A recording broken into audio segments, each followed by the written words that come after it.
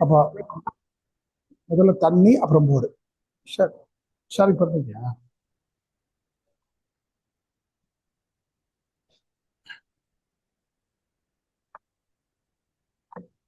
அது கூட தண்ணி கொடு.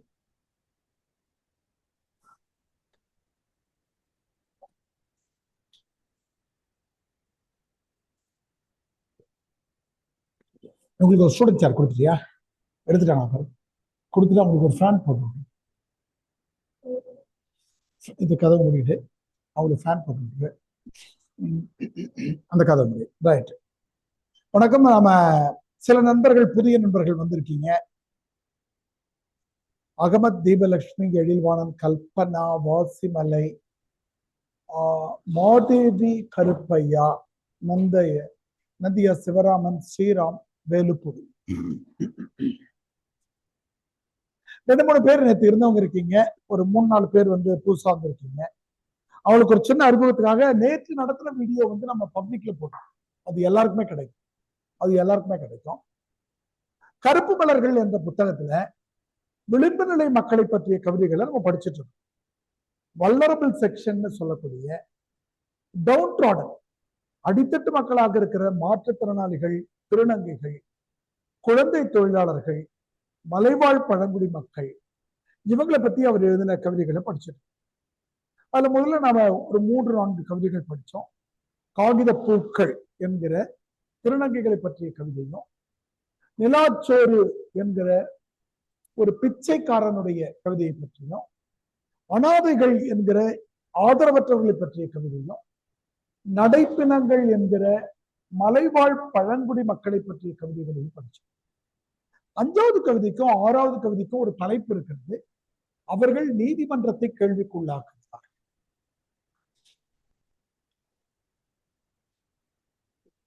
நீதிமன்றத்தையே ஏன் கேள்விக்குள்ளாக்கணும்னாக்கா, நேற்றே நான் சொன்ன மாதிரி பிச்சைக்காரர்களையும் குடிகாரர்களையும் 1960, அதாவது செகண்ட் ஆஃப்னு சொல்றோம் இல்லையா, 60s செகண்ட் ஆஃப்ல இவங்க 2 பேரையும் கைது பண்ணி சிறையில போட்டுட்டு இருந்தாங்க. யாராவது பிச்சை எடுத்துட்டு இருந்தா அவங்களை கைது பண்ணி சிறையில போட்டுட்டாங்க.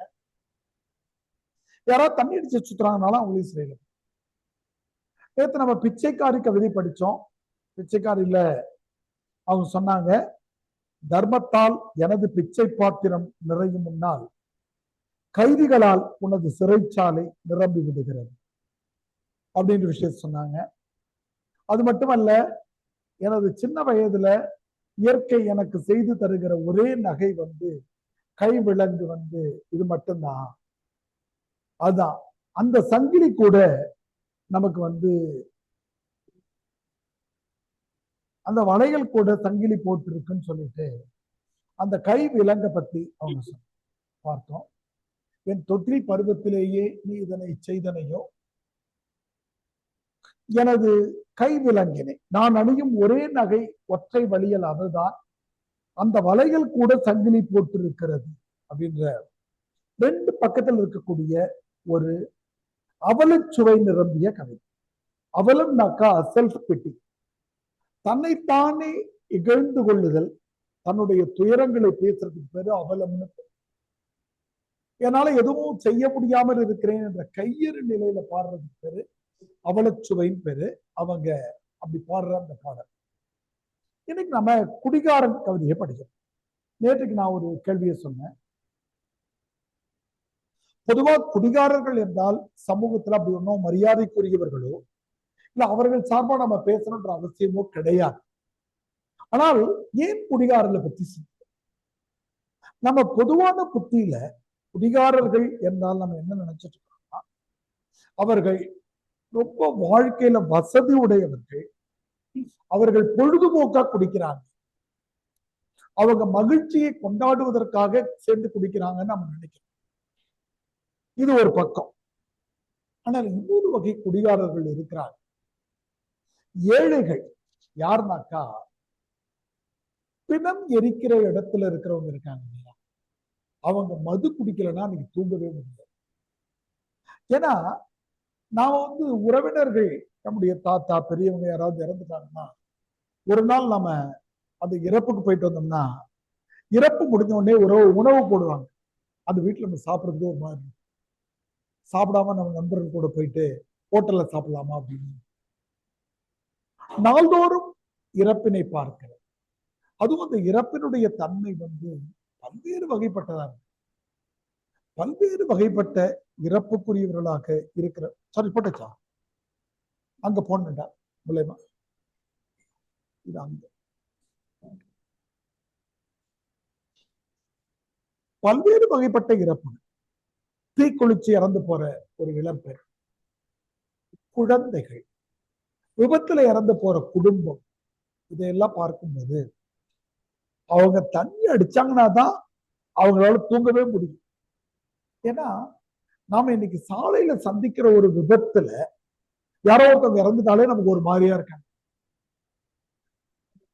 நாள்தோறும் பிணங்களை பார்க்கிறவங்க, பிணங்களை அறுவை சிகிச்சை பண்றவங்க, போஸ்ட்மார்ட்டம் பண்ண அறையில் இருக்கக்கூடிய மார்ச்சுவரி, தமிழ்ல கூட கடைவர்னு ஒரு படம், இங்கிலீஷ் பேரு கடைவர் அப்படின்னு சொல்லிட்டு பாத்தீங்கன்னா, கடைவர்னா என்ன தெரியுமாமா? கடாவர். கடாவர்னு சொல்லி பிண அறைக்கு பேரு கடாவர்.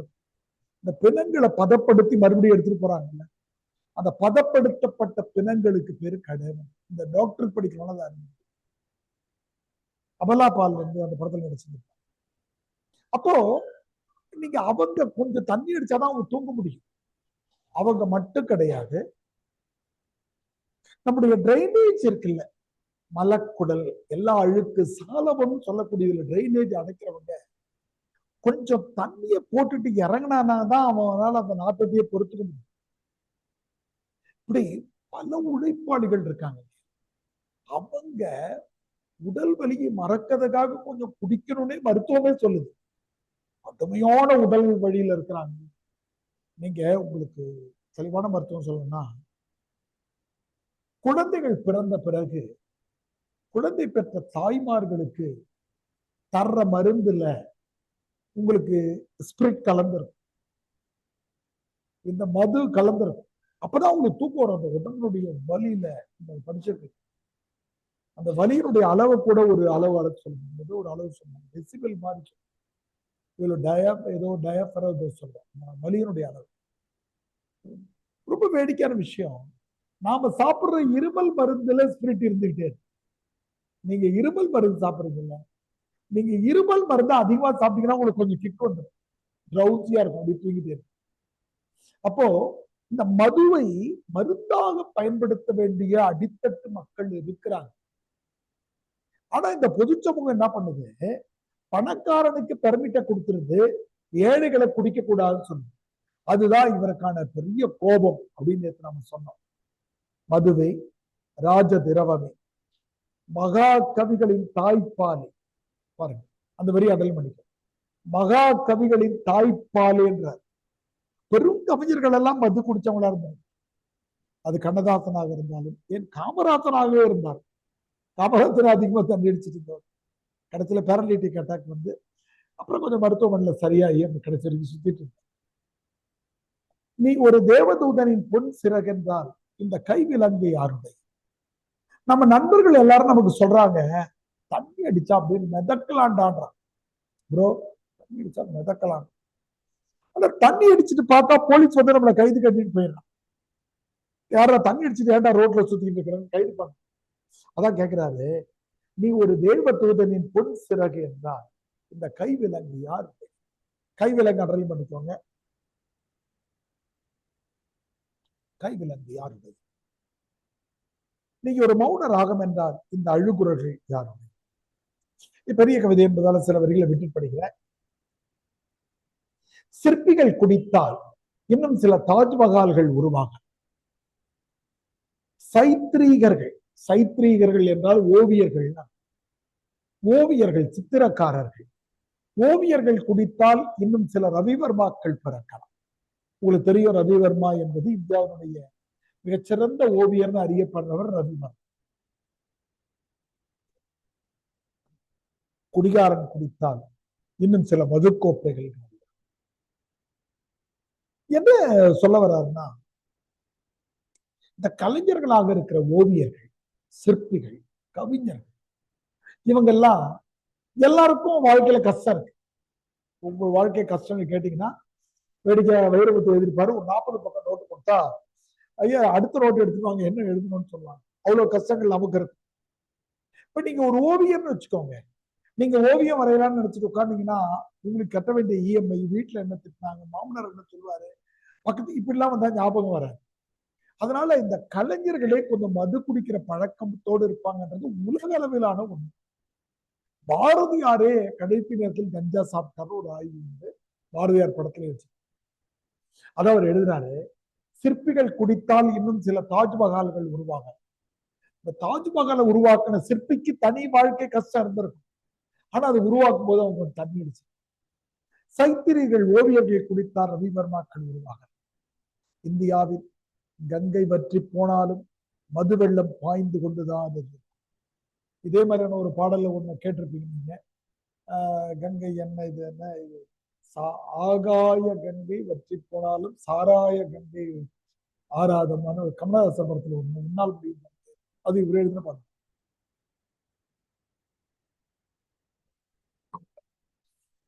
கங்கை வற்றி போனாலும் மது வெள்ளம் இன்னும் பாய்ந்து கொண்டுதான் இருக்கு. இன்னும் சில தாஜ்மஹால்கள் உருவாகாவிட்டாலும் சில மது கோப்பைகளாவது காலியாக. சில வரிகள் தள்ளி வர அவருக்கு இருக்க ஒரு விமர்சனம் கவிதையில் என்னன்னாக்கா, மகாத்மா காந்தி மேல ஒரு விமர்சனத்தை இருக்கு. மகாத்மா காந்தி மதுவிலக்குக்கு ஆதரவா இருக்கு, அதனால காந்தி சிலை எந்த ஊர்ல இருக்குதோ அங்க மட்டும் மதுவிலக்கு வச்சுக்கலாம் அப்படின்னு கேலியா சொல்றாரு. இப்ப காந்தி சிலை எங்க வைக்கலாம், பாலைவனத்துல கொண்டு வச்சிடலாம்டா அப்படின்னு எழுதுறாரு. நீதி தேவனே, பாலைவனத்து ஒட்டக பாதையிலும் நீ வசந்த மலர்களை தூவாயா. இந்த சாராய சீதாக்களில் கிராமங்களின் சொப்பன கங்கை அல்லவா அடைக்கப்பட்டிருக்கிறது. இது கிளியோபாத்ராவின் கண்ணீர் என்பதை நீ அறிவாயோ. இந்த கிளியோபாத்ரா சீசருக்கும் ஆண்டனிக்கும் மட்டுமல்ல, ரோமானிய படைகளுக்கெல்லாம் முத்தம். போல்டா போட்டிருக்கோம், மனப்பாட குறிச்சுக்கலாம். தொன்மம். தொன்மம் அப்படின்னா என்னன்னா, நாம இலக்கியங்கள்ல கேள்விப்படுற பழைய செய்திகளை கொண்டு வந்து இப்ப நமக்கு தர்றதுக்கு பேரு தொன்மம். இவர் பெரிய ஹரிச்சந்திரன் அப்படின்னு சொல்லு, சொன்ன உடனே புரிஞ்சிடும் உண்மை பேசுறாரு, அது உண்மை பேசு. இவர் பெரிய ராஜா, இவங்க பெரிய கண்ணகி, நாரதர் வந்துட்டார்ப்பா அமைதியாரு, சகுனி வந்திருக்கான் அப்படின்னு சொல்லுவோம். அப்படின்னா என்னன்னா, நாரதர்னா கலகமூற்றவர் என்ற செய்தி பேசுற சொல்ற எனக்கும் தெரியும், சொல்ற உங்களுக்கு தெரியும். இப்படி பல விஷயங்கள் நமக்குள்ள வந்துருச்சு. அதுல என்ன வேடிக்கையான விஷயம்னா, கிறிஸ்டியன் முஸ்லீம் வீட்டுல கூட இந்த தொன்மம் அப்படியே இது இந்து கதையை நினைக்க மாட்டாங்க. அவர் பெரிய ஹரிச்சந்திரனாடா அப்படின்வாங்க. நீங்க கிறிஸ்துவ நண்பர்கள் வீட்டுக்கு போனீங்கன்னா அவர் பெரிய நாரதர் பாடுவாங்க. அது கதைகள் மதங்களை கடந்து மக்கள்கிட்ட பரவி. இப்ப அந்த மாதிரி இந்த சீசர் ஆண்டனி கிளியோபாத்ரா என்ற கதை வந்து ஆங்கில இலக்கியத்தில் ரொம்ப முக்கியமான ஒரு கிளியோபாத்ரா. உங்களுக்கு தெரியும், உலகத்தினுடைய அழகி, பேரழகி என்று அறியப்பட்ட கிளியோபாத்ரா கருப்பானவன். கிளியோபாத்ரா உண்மையான கேரக்டர். இன்னைக்கும் கடல் பரப்புல போயிட்டு கிளியோபாத்ரா பயன்படுத்தின அந்த கிண்ணங்கள், குளிக்க பயன்படுத்தின சோப்பு கிண்ணங்கள், அவங்க பயன்படுத்தின தண்ணீர் தொட்டியெல்லாம் இன்னைக்கு ஆய்வு பண்ணி எடுக்கிறாங்க. இப்ப இருந்தவங்க 16-17 அவங்களுடைய வாழ்க்கை ரொம்ப கான்ட்ரவர்சியான. வேறொருடைய மனைவியாக இருந்து அவங்க சீசருக்கு மனைவி ஆறாங்க, சீசருக்கு மனைவி ஆயிட்டாங்க. சீசரை ஆண்டனியும் புரூட்டஸும் குத்தி கொண்டுடுவாங்க. யூடியூப் புரூட்டஸ் கேட்கிறோம் பாருங்க. இதுக்கப்புறம் அம்மா என்ன ஆயிடுவாங்க, ஆண்டனிக்கு காதலியா மாறி. அது அவங்க சில பழி வாங்கிறதுக்காக பண்ணாங்கன்னு அது இங்கிலீஷ் எக்கச்சக்கமான கதைகள் அவங்களை பத்தி இருக்கு, ஆங்கில திரைப்படங்கள் இருக்கு. இப்போ இந்த கிளியோபாத்ரா சீசருக்கும் ஆண்டனிக்கு தான் முத்தம் கொடுத்தாங்க. ஆனா இந்த மதுக்கோப்பை என்ற இது கிளியோபாத்ரா இருக்குல்ல, இது ரோமானிய படைகளுக்கெல்லாம் முத்தம் தருபவள். அப்படின்னாக்கா ஏழு பணக்காரன் யாரு, ராஜா கிட்ட இருக்கிற கிளியோபாத்ரா எப்படி எதிராக. இது கிளியோபாத்ராவின் கண்ணீர், மதுன்னு குறிச்சுக்கோ. இது கிளியோபாத்ராவின் கண்ணீருக்கு பக்கத்துல மதுன்னு எழுதிக்கோங்க. என்பதை நீ அறிவாயோ. இந்த கிளியோபாத்ரா சீசருக்கும் ஆண்டனிக்கும் மட்டுமல்ல, ரோமானிய படைகளுக்கெல்லாம் முத்தம் தரும். இந்த புத்தகத்தை பத்தி ஒரு ஆய்வு என்னன்னாக்கா, கருப்பு மலர்கள்ல புல்லுன்னு ஏன் ஒரு இதழ்னா, ஏன் புல் எடுத்துக்கணும்? வால்டர் விட்மன் நேத்து புல்லுக்கு என்ன தெரியுமா சிறப்பு? எல்லாம் சமமா வளரும். திடீர்னு ஒண்ணு வேகமா வளர்ந்தது, எல்லாம் அளவா வெட்டி விட்டுருவாங்க. அந்த மாதிரி ரோமானிய படைகளுக்கெல்லாம் முத்தம் தருபவள் என்பது ஏழை பணக்காரர் வேறுபாடு இன்மைன்னு குறிச்சு. மன்னன் வீரன் என்ற வேறுபாடெல்லாம் அதுக்கு கிடையாது. கோகோஸ் 2-3 பேர் கொடுத்திருக்கோம்னு நினைக்கிறேன். அகமத், தீபலட்சுமி, எழில்வாணன், கல்பனா, யார் வெயிட்டிங் ரூம் வந்தாலும் உள்ள லெட்டின் பண்ணிடுங்க. இப்பதான் நம்ம நேற்று படிச்சு காட்டின வரி இருக்கு, பாண்டிச்சேரியை தலைநகராக்கும். அங்கதம்னு குறிச்சுக்கோ, நகைச்சுவை. பாண்டிச்சேரியை போய் நம்ம தலைநகராக்க எல்லை தாண்டிய தீவிரவாதம். எம்ஜிஆர் ஒரு தடவை என்ன பண்ணாரு, திருச்சியை தலைநகரமாக்குவோம். ஏன்னா திருநெல்வேலியில இருக்கும் இவ்வளவு தூரம் வரா, திருச்சி தான் சென்டர். அவர் வச்ச திட்டம் ரைட்டு தான், ஆனா அவர் எல்லாரும் திட்டினாங்க. நம்ம துக்ளக் துக்லகாபாத்துக்கும் டெல்லிக்கும் மாத்திட்டு இருந்தார்ல, அப்ப ரொம்ப பேர் இங்க இருந்து அங்க வரணும்ட்டாரு, பாதி பேர் செத்து போயிட்டா. அதை வச்சு கார்ட்டூன் போட்டாங்க. நீங்க போய் கூகுள்ல படிச்சீங்கன்னா ஒரு இன்ட்ரெஸ்டிங்கான கதை இருக்கு.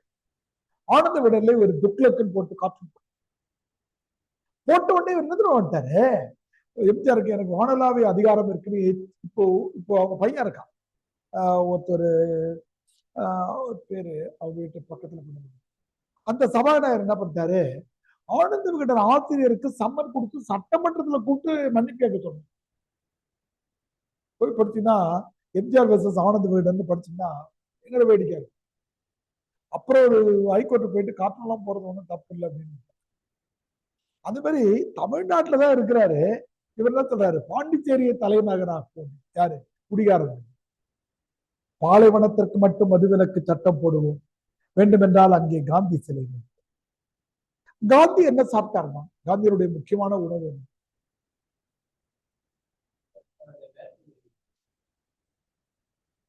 சாப்பிட்டாரு உணவு ஆட்டுப்பாலும் வேர்க்கடலை, கம்ப்ளீட் ஃபுட். அது புரோட்டீன், கார்போஹைட்ரேட்ஸ் எல்லாமே கிடைக்கும்.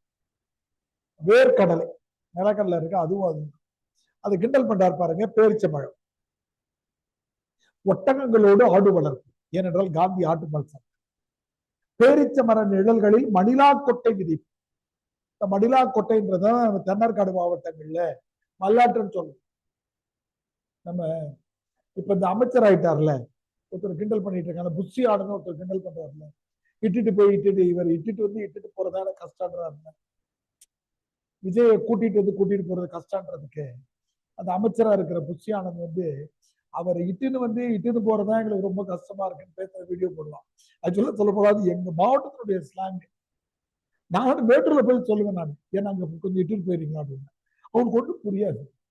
கொஞ்சம் தூரமா இருங்கன்றது, கொஞ்சம் எட்டால இருக்கீங்க, நான் எட்டி நிக்கிறது. அதுல என்ன கிண்டல் பண்ணுவாங்க. இப்ப அவரையே நாம கிண்டல் பண்ண வேண்டியவங்களாயிட்டோம். அதனால அமைதியாயிடும். மணிலா கொட்டை என்பது மணிலாவில இருந்து வந்தது, அதனால பேர் மணிலா கொட்டை. சங்க காலத்துல மல்லாட்டை கிடையாது நமக்கு.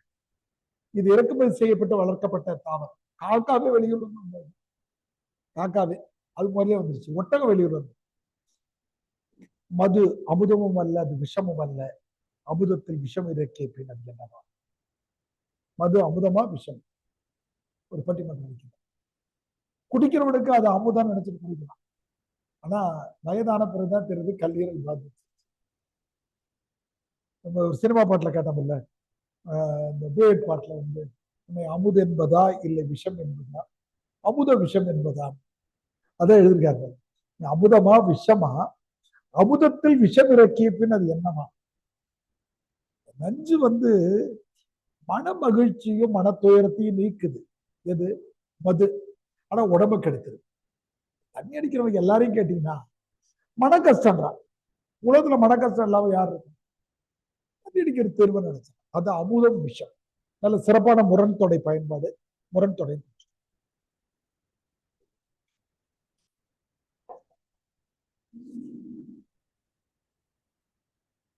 தள்ளி வர நானு.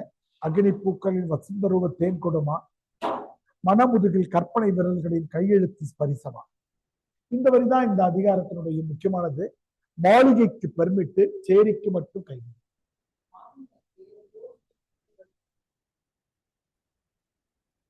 இல்ல, ஜூம் அன்இன்ஸ்டால் பண்ணிட்டு இன்ஸ்டால் பண்ணா வந்துடும்.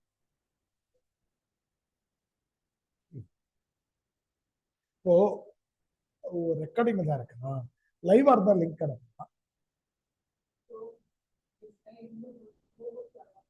கோகோஸ் கொடுத்துருந்தா எடுத்துருவேன். எடுத்துருவேன். அங்கதான் எடுக்க முடியாதா?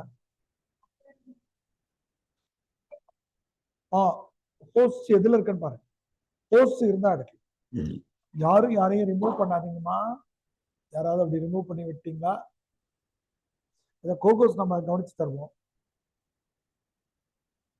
இந்த வரிதான் இந்த அதிகாரத்தினுடைய முக்கியமான வரி. பிரார்த்தனை மட்டும்தான் சேரிகளா, தூக்கம் பிர்லா மாளிகை. இது காந்தி மேல இருக்கிற ரொம்ப கடுமையான விமர்சனங்கள்ல. காந்தியை குறித்து 2 நாள் முன்னாடி கூட ஜெயமோகன் தப்பா எழுதிருக்கு. ஒரு 2 நாள் முன்னாடி ஜெயமோகன் ஒரு எழுத்தாளர் உட்கார்ந்துருக்காங்க. அவங்களுக்கு காந்தி பிடிக்காது, அவருக்கும் வேற ஒரு அம்மாவுக்கும் தொடர்பு இருந்தது அப்படின்னு 2 நாள் முன்னாடி எழுதியிருக்காரு. ஆனா காந்தி கொஞ்சம் கான்ட்ரவர்ஷியலான பர்சன். 100க்கு 100 மார்க் எடுக்கிற ஆளு. அந்த வரி இங்க இருக்கிறது அது என்னன்னா, பிரார்த்தனை மட்டும்தான் சேரிங்களா, தூக்கம் பிர்லா மாளிகைல. பிரார்த்தனை பண்றதுக்கு இவர் வந்து சேரிக்கு வருவாரா? ஆனா இவருக்கு ஒரு குடிசை கட்டி கொடுத்திருந்தாங்கல்ல, அது பிர்லா கட்டி கொடுத்திருந்தார். அதாவது கொஞ்சம் ஒரு விஷயம் சொல்லுவாங்க, காந்தியினுடைய எளிமையை பாதுகாப்பதற்கு சில லட்சங்கள் தேவைப்படும். இப்போ நான் வேட்டிதான் சின்னோண்டு துண்டதான் கட்டிட்டு வரேன் நடுவில். ஆனா இது குவாலிட்டியா வாங்கணும் இல்ல. இந்த குவாலிட்டியான வேட்டியே அந்த காலத்துல 10,000 ரூபாய். முழு ட்ரெஸ் நான் 5 ட்ரெஸ் எடுக்கலாம், 10 ட்ரெஸ் எடுக்கலாம். அந்த எளிமையை பாதுகாப்பதற்கே அவர் இருக்கிற இடம் சுத்தமா இருக்கும். 10 வேலைக்காரங்க. புத்த மதத்தை பத்தி நம்ம படிக்கும்போது அந்த விஷயம். அது பிர்லா கட்டி கொடுத்த குடிசையில இருந்தாரு. அதனால பிர்லா மாளிகை வேண்டுமென்றால் இன்னும் ஒரு காந்தி சிலை வைப்போம், ஆட்டுப்பால் குடம் உடைப்போம், அந்த சிலையிலே வேர்க்கடலை தோல் உரிப்போம். இதுக்கு முன்னாடி வேர்க்கடலை விதைப்போம்னாரு. வேர்க்கடலை வளர்ந்துட்ட பிறகு இந்த கடலையை நீங்க எடுத்து என்ன பண்ணுவீங்க, ஒரு நெத்து நெத்து உரைப்பீங்க. பார்த்திருக்கீங்களா? காஞ்சி போனத அதை வந்து வேர்க்கடலை தோல் உரைப்போம். ஏன் நீதிமன்றமே, நீ ஒரு தர்ம ராகம் என்றால் இந்த அழுகுறர்கள் யாருடையது? நீ நீதி தேவனின் பொன் சிறகு என்றால் இந்த கைவிலங்கு யாருடைய? இந்த புத்தகத்துல இருக்கிற பெரிய கவிதைகள் என்ன? உங்களுக்கு வந்து இன்னைக்கு ஒரு ஹோம்ஒர்க் என்னன்னா, மீண்டும் மீண்டும் யூபிஎஸ்சி கேட்கிற கேள்வி, அந்த கேள்வி அட்டையில குறிச்சுக்கோங்க, நோட்ல குறிச்சுக்கோங்க, விடை எழுத முயற்சி பண்ணுங்க. நீதிமன்றத்தை, அதே தலைப்பு தான், நீதிமன்றத்தை கேள்விக்குள்ளாக்கும், நீதிமன்றத்தை கேள்விக்குள்ளாக்கும்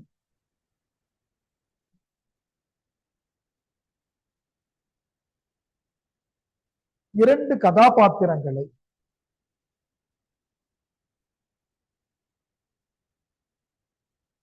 நா. காமராசன் எவ்வாறு படைத்துள்ளார்? இந்த கேள்விக்கு விடை எழுதுறது கவிதையிலிருந்து மட்டும் இல்லை. நீதிமன்றத்தை கேள்விக்குள்ளாக்கும் இரண்டு கதாபாத்திரங்களை நா. காமராசன் எவ்வாறு படைத்துள்ளார்?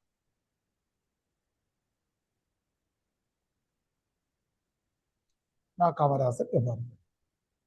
இதுக்கான விடை வந்து 2 கவிதையில மட்டும் இல்ல, இந்த முன்னுரையிலே இருக்கு. இந்த முன்னுரையில அவர் சொல்ல விரும்புற முக்கியமான செய்தி என்னன்னா, நேற்றே நான் சொன்னேன், ரீஹாபிலிட்டேஷன், மறுவாழ்வை உருவாக்கி தரும். இன்னைக்கு நம்ம கிட்ட கோமதினு ஒரு பாப்பா புழல் ஜெயில போலீஸா ஒர்க் பண்றவங்க படிச்சாங்க. புழல் ஜெயில இருக்கிற சிறை கைதிகளுக்கு அரசாங்கம் என்ன பண்ணுது? அவங்களை அங்கேயே படிக்க வைக்குது, அவங்களுக்கு ஒரு வேலை சொல்லி தருது, அதுக்கப்புறம் வெளியில அனுப்பு. அதுக்கு பேரு மறுவாழ்வை அமைத்து தருது. ரீஹாபிலிட்டேஷன் தான் முக்கியம். ஒரு திருடிட்டான்றத தூக்கில போறது முக்கியம். இத முதல்ல சொன்ன இலக்கியம் வந்து, அதை குறிச்சுக்கோங்க, இந்த கட்டுரைக்கு கீழே இடம் இருக்கிற இடத்துல குறிச்சுக்கோங்க. மணிமேகலை தான் இதை முதல்ல சொல்லுது. மணிமேகலை என்ன சொல்லுதுன்னா, சிறை கோட்டங்களை அறக்கோட்டங்களாக்கு, சிறை கோட்டங்களை அறக்கோட்டங்களாக்குது. அப்போ ஜெயில் வந்து நாட் ஃபார் மேக்கிங் பனிஷ்மெண்ட்.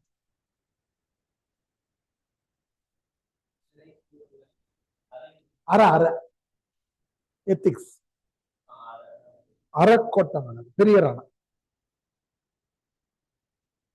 சிறை கோட்டங்களை அறக்கோட்டங்களாக்கு. உலக இலக்கியங்களிலே மணிமேகலை தான் அதை முதல்ல சொன்ன.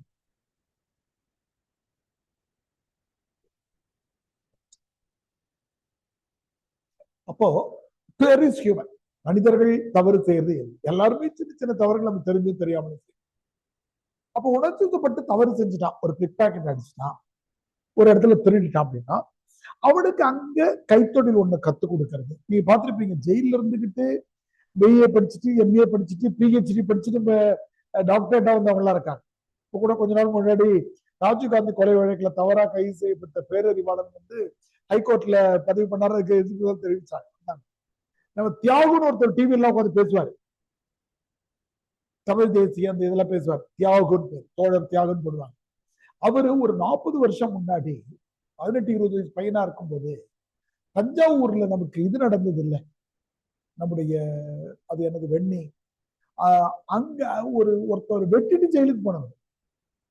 அவர் அங்க போயிட்டு எம்ஏ எல்லாம் படிச்சுட்டு அங்கிருந்து இந்த தொடர்கள் ஆனந்த விடமே, சிறைக்குள் வெளிச்சங்கள், கம்பிக்குள் தொடர்கள், பெரிய சிந்தனையாளர் வந்துச்சு, எல்லா டிவி டிபேட்லயும் வருவாங்க. ஆனா ஒரு கொலைக்கத்துக்காக உள்ள போனது. அப்போ மனிதர்களை மீண்டும் உருமாற்றி அனுப்ப வேண்டும். அதுதான் இங்க நான் காமராசன் எழுதுறாரு. இந்த கடைசி படிச்சீங்கன்னா உங்களுக்கு விடை எழுதுறதுக்கு குறிப்பு கிடைக்கும். மகத்தான தேசத்தின் சமூக ரீதியான மேடு பள்ளங்கள் தகர்க்கப்பட்டு அப்படின்னு அர்த்தம். காட்சியப்படுத்தி பாருங்க, இந்த மேடு இருக்கு, இந்த பள்ளம் இருக்கு, தகர்க்கணும். என்ன பண்ணணும்? மேட்ல இருந்து வெட்டி பள்ளத்துல மண்ணை போட்டா மேடு பள்ளம் தகரும். அப்ப மேடு பள்ளம் எதை சொல்றாரு? இது பணக்கார, இது ஏழை. இந்த மேடு பள்ளங்களை தகர்த்து சமமாக்கணும் இந்த மேட்டத்துக்கு. இதுக்காக சட்ட ரீதியான அரசியல் முடிவுகள் எடுக்கப்படுகின்றன. என்ன பண்றாங்க? சிறையில் இருக்கவங்களை படிக்க வைக்கலாம், சிறையில் இருக்கவங்களுக்கு தொழில் சொல்லி தரலாம், சிறையில இருந்து வெளியில வர்றவங்களுக்கு லோன் தரலாம் அப்படின்னு சொன்னா நீதிமன்றம் அதை தடுக்குதான். இந்த நீதிமன்றங்கள் நிராகரித்தம் அதை அண்டலம் பண்ணீங்கன்னா இந்த கேள்விக்கான விடை கிடைக்கும். அதாவது ஜட்ஜ் கோர்ட் இருக்குல்ல, they have denied the opportunity of rehabilitation. குற்றவாளிகளுக்கு மறுவாழ்வு தருகிற வாய்ப்பை சட்டமன்றங்களும் பாராளுமன்றங்களும் நிறைவேற்றிய போது நீதிமன்றங்கள் அப்படிலாம் பணத்தை செலவு பண்ணக்கூடாதுன்னு எதிர்த்து. அதுதான் இவருடைய கோபத்துக்கான. பிச்சைக்கார பிச்சை எடுக்கிறான். ஏன் பிச்சை எடுக்கிறான்? அவன் படிச்சிருந்தா வேலைக்கு போயிடும். படிச்சிருந்தா எப்ப வேலை கிடைக்கும்? தொழிற்சாலை இருந்தா வேலை கிடைக்கும். அப்போ அவனை படிக்கிறதுக்கு வாய்ப்பு இருக்குதான்ற சமூக சூழலை ஏற்படுத்த வேண்டியது அரசாங்கத்துக்கு. அவருக்கு வேலை கிடைக்கிற அளவுக்கு தொழிற்சாலைகளோ வாய்ப்புகளோ இருக்குதான்னு பார்த்து ரெண்டுமே கவர்மெண்ட். பிச்சைக்காரனை கைது பண்ணிட்டு 5 நாள் கழிச்சு வெளியில அனுப்பி மறுபடியும் பிச்சை எடுத்தா மறுபடியும் உள்ள போறது, அவன் பிள்ளையும் சேர்த்து கொண்டு ஜெயில போறது என்ன? அதை புரிஞ்சுட்டீங்கன்னா தான் உங்களால இது பண்ண. அப்போ இந்த சில கேள்விகளை நீங்க எழுதும் போது 1-2 கரண்ட் அஃபேர்ஸ். என் சவுண்ட் அதிகமா இருக்கடா? ஜாயின் பண்ணிட்டீங்களா?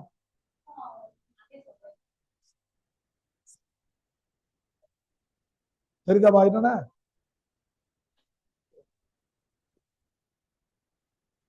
அப்போ இன்னைக்கு என்ன பண்ணா மார்க் கிடைக்கும் அப்படின்னு இந்த பிச்சைக்காரர் நல சட்டம், பிச்சைக்காரர் முறை ஒழிப்பு சட்டம்.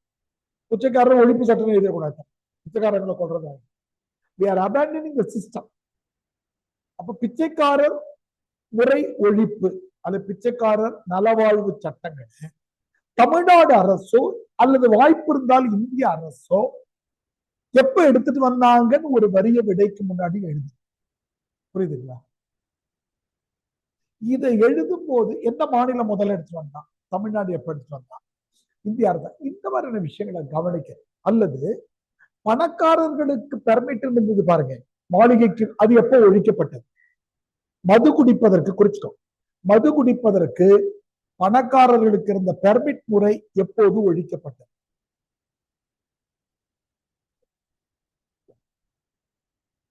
அப்போ ஒரு கவிதையும் இலக்கியமும் சமூகத்துல ஒரு மாற்றத்தை பண்ணிக்கிட்டே இருக்கும். ஏதோ ஒண்ணுக்காக எழுதிட்டு இருக்காங்கன்னு சொல்ல முடியாது. புரியுதுங்களா? அதனால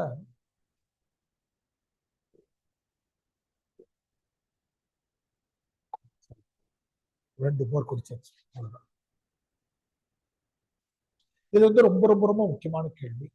நல்லா புரிஞ்சுக்கோங்க. குடிகாரன் கவிதை பெருசா இருந்தாலும் சில வரிகள் விட்டுட்டு படிச்சிருந்தாலும் விட்டுட்டே நீங்க படிக்கலாம், தப்பு இல்லை. ஆனா ஒரு முறை முழுசா படிச்சு பாருங்க. வேற ஏதாவது உருவங்கோ ஓமையோ சொல்லி இருந்து உங்களுக்கு பிடிச்சிருந்தா அந்த வரிய இது வந்து யூபிஎஸ்சி ரிப்பீட் பண்ணிருக்க கேள்வி. நான் இந்த வகுப்பு முடியும் போது ஒரு 6:50 6:55 இந்த கேள்வித்தால நான் உங்களுக்கு காட்டுறேன். கருப்பு மலர்கள் என்னென்ன கேள்விகள். அடித்தட்டு மக்கள்ல அடுத்த கேள்வி. அது அடித்தட்டு மக்கள் கேள்வின்னு மற்ற அகாடமியில சொல்ல மாட்டாங்க. உங்களுக்கு நாம தான் அதை ரிவீல் பண்ணிருக்கோம். ஒரு சேரி கிராமமும் தபால்காரனும் நாக்கமரசனுடைய சிந்தனைகளை அவங்க கூடயே யோசிச்சுட்டு இருந்தா மட்டும்தான் ஒரு மனிதனால முடியும். ஒரு சேரி கிராமம் 70 எப்படி இருந்தது? ஒதுக்கப்பட்டு தீண்டாமைக்கு ஆட்படுத்தப்பட்டு பள்ளிக்கூடத்துக்கு வந்து படிக்க முடியாம அப்படி வந்தே கூட அவங்களை தனியா உட்கார வச்சு சாக்குல உட்கார வச்சு அவங்க தண்ணி கிளாஸ் எடுத்து குடிக்க கூடாதுன்னு ஒதுக்கப்பட்டிருந்த கிராமத்துக்கு ஒரு தபால்காரன். இப்பதான் உங்களால தபால்காரனுடைய நெசசிட்டியை புரிஞ்சுக்க. தபால்காரன் யாரு? படிச்சவன், வேற கம்யூனிட்டி, வேற ஏதாவது கூட இருக்கணும். இப்போ அந்த கிராமத்துல இருக்க யாருக்கும் எதுவுமே தெரியாது, எழுத்துக்கூட்டி படிக்க தெரியாது. இப்போ உனக்கு ஒரு கடிதம் வந்திருக்குன்னா அந்த கடிதத்தை படிச்சு காட்ட வேண்டிய பொறுப்பு தபால்காரன். மகிழ்ச்சியான செய்தி இருந்தா மகிழ்ச்சியை படிச்சு காட்டும். சோகமான செய்தி இருந்தா அதை கொஞ்சம் குறைச்சி, இல்லைங்க அவருக்கு உடம்பு சரியில்லை ஹாஸ்பிட்டல் போய் பாருங்கன்னு சொல்ல வேண்டிய ஒரு உளவியல் மருத்துவராகவே தபால்காரன் இருக்கு. இப்ப தபால்காரன் வந்து அந்த கிராமத்தினுடைய ஒரு கல்வி குறியீடு.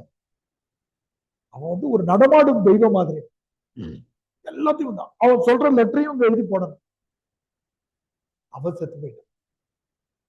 ஒரு சேரி கிராமத்தினுடைய தபால்காரன் மரணம் அடைஞ்சிட்டா அதுக்கு யாருமே உலகத்துல வந்து இரங்கல் கருதி எழுது. அதான் நாக்காம மாசி பிறையடிக்கும் ராத்திரிகள் சொல்ல வேணும். நான் இந்த கவிதையில உங்களுக்கு வரி கேட்கிறேன், போன கவிதையில கேட்காம விட்டுட்டேன். மாசி பிறையடிக்கும் ராத்திரிகள் சொல்ல வேணும், மதங்களிலே விளையாடும் மழை மேகம் சொல்ல வேணும், எழுத்து சுமைகாரர் எங்க ஊரு தபால். அந்த எழுத்து சுமைகாரர் என்ற வரி அடையும். இப்ப நாம கிளாஸுக்கு வரும்போது எதை தூக்கிட்டு வரோம்? புத்தகத்தை தூக்கிட்டு வரோம். போப்பன் எதை தூக்கிட்டு வர்றாரா? லெட்டர் தான் தூக்கிட்டு வர்றாரு. லெட்டருக்குள்ள என்ன இருக்கு? எழுத்து இருக்கு. அதனால அவர் என்ன சொல்றாரு? எழுத்து சுமைகாரர்னு சொல்றாரு. ரொம்ப அழகான எழுத்து சுமைகாரர் எங்க ஊர் தபால்காரர், எழுத்து மங்கும் சாயங்காலம் மனோடு போன, தரை அழுகும் பறை சேரி தரை மெழுக வந்த துறை, தரைக்குள்ளே போனது என்ன தனித்தூக்கமானது, நீண்டசையும் மருதானி நிழல் எழுதும் எழுத்தாணி, எழுத்தாணி சாய்ந்த பின்னால் எங்கும் வெயில். இங்க எடுத்துட்டு கேள்வி முடிச்சு 3/4 மணி நேரம் தான். எங்கும் வெயில் வெள்ள எழுத்து, நீண்டசையும் மருதாணி. மருதானின்றது வச்சு நம்ம எழுதுறோம் இல்லையா, அந்த எழுத்துக்காக சொல்றோம். நிழல் எழுதும் எழுத்தாணி, எழுத்தாணி சாய்ந்த பின்னால் எங்கும் வெயில் வெயில். எழுத்தாணி கீழே விழுந்துருச்சுன்னா வெள்ளெழுத்துனா என்னன்னு கேட்டீங்கன்னா, இந்த கேட்ராக்ட்னு சொல்றோம்ல, கேட்ராக்ட்ன்றது இந்த கண்ணுக்கு மேல ஒரு அழுக்கு தோல் படர்ந்துருச்சுன்னா அதை மறுபடியும் ரிமூவ் பண்ணுவாங்க. நம்ம தாத்தா பாட்டிக்கெல்லாம் 50-60 வயசு ஆச்சுன்னா கேட்ராக்ட் ஆபரேஷன் போன உடனே அதுக்கு மேல அழுக்கு தோல் அப்படியே ரிலீஸ் பண்ணிவிட்டு ஒரு பச்சை துணியை போட்டு கூலிங் கிளாஸ் போட்டு விட்டுருவான். ஒரு 5 நாள் கழிச்சு அதை பார்ப்பான். இந்த வெள்ளெழுத்துனா என்னன்னா, அது வந்து மங்களா தெரியறது, ஃபேட் அவுட்னு குறிச்சுக்கோங்க. வெள்ளை எழுத்துக்கு நேரா ஃபேட் அவுட் அல்லது மங்களா தெரிகிறது.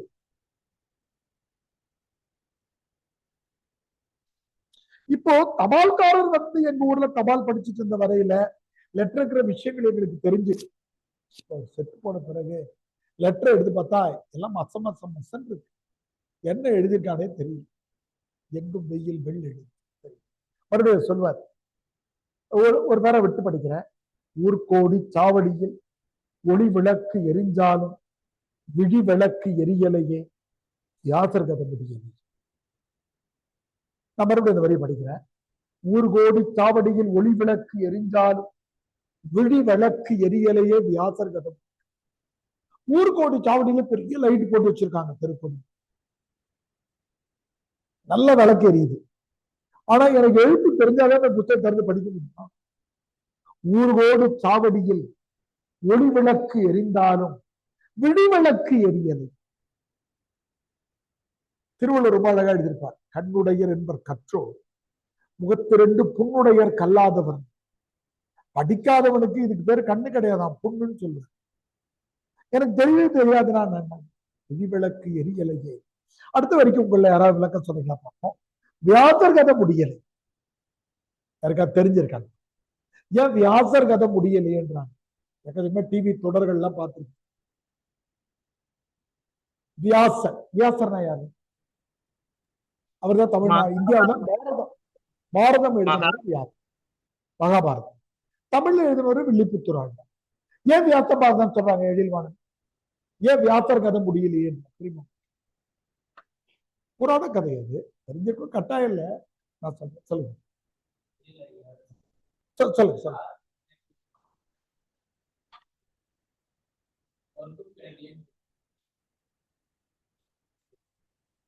அது வந்து இவர் கதை வந்து தொடர்ச்சியா போயிட்டு அப்படியே ஒரு தொடர்பு இருக்கிறதுனால அது முடியல அப்படின்ற மாதிரி சொல்ல வர.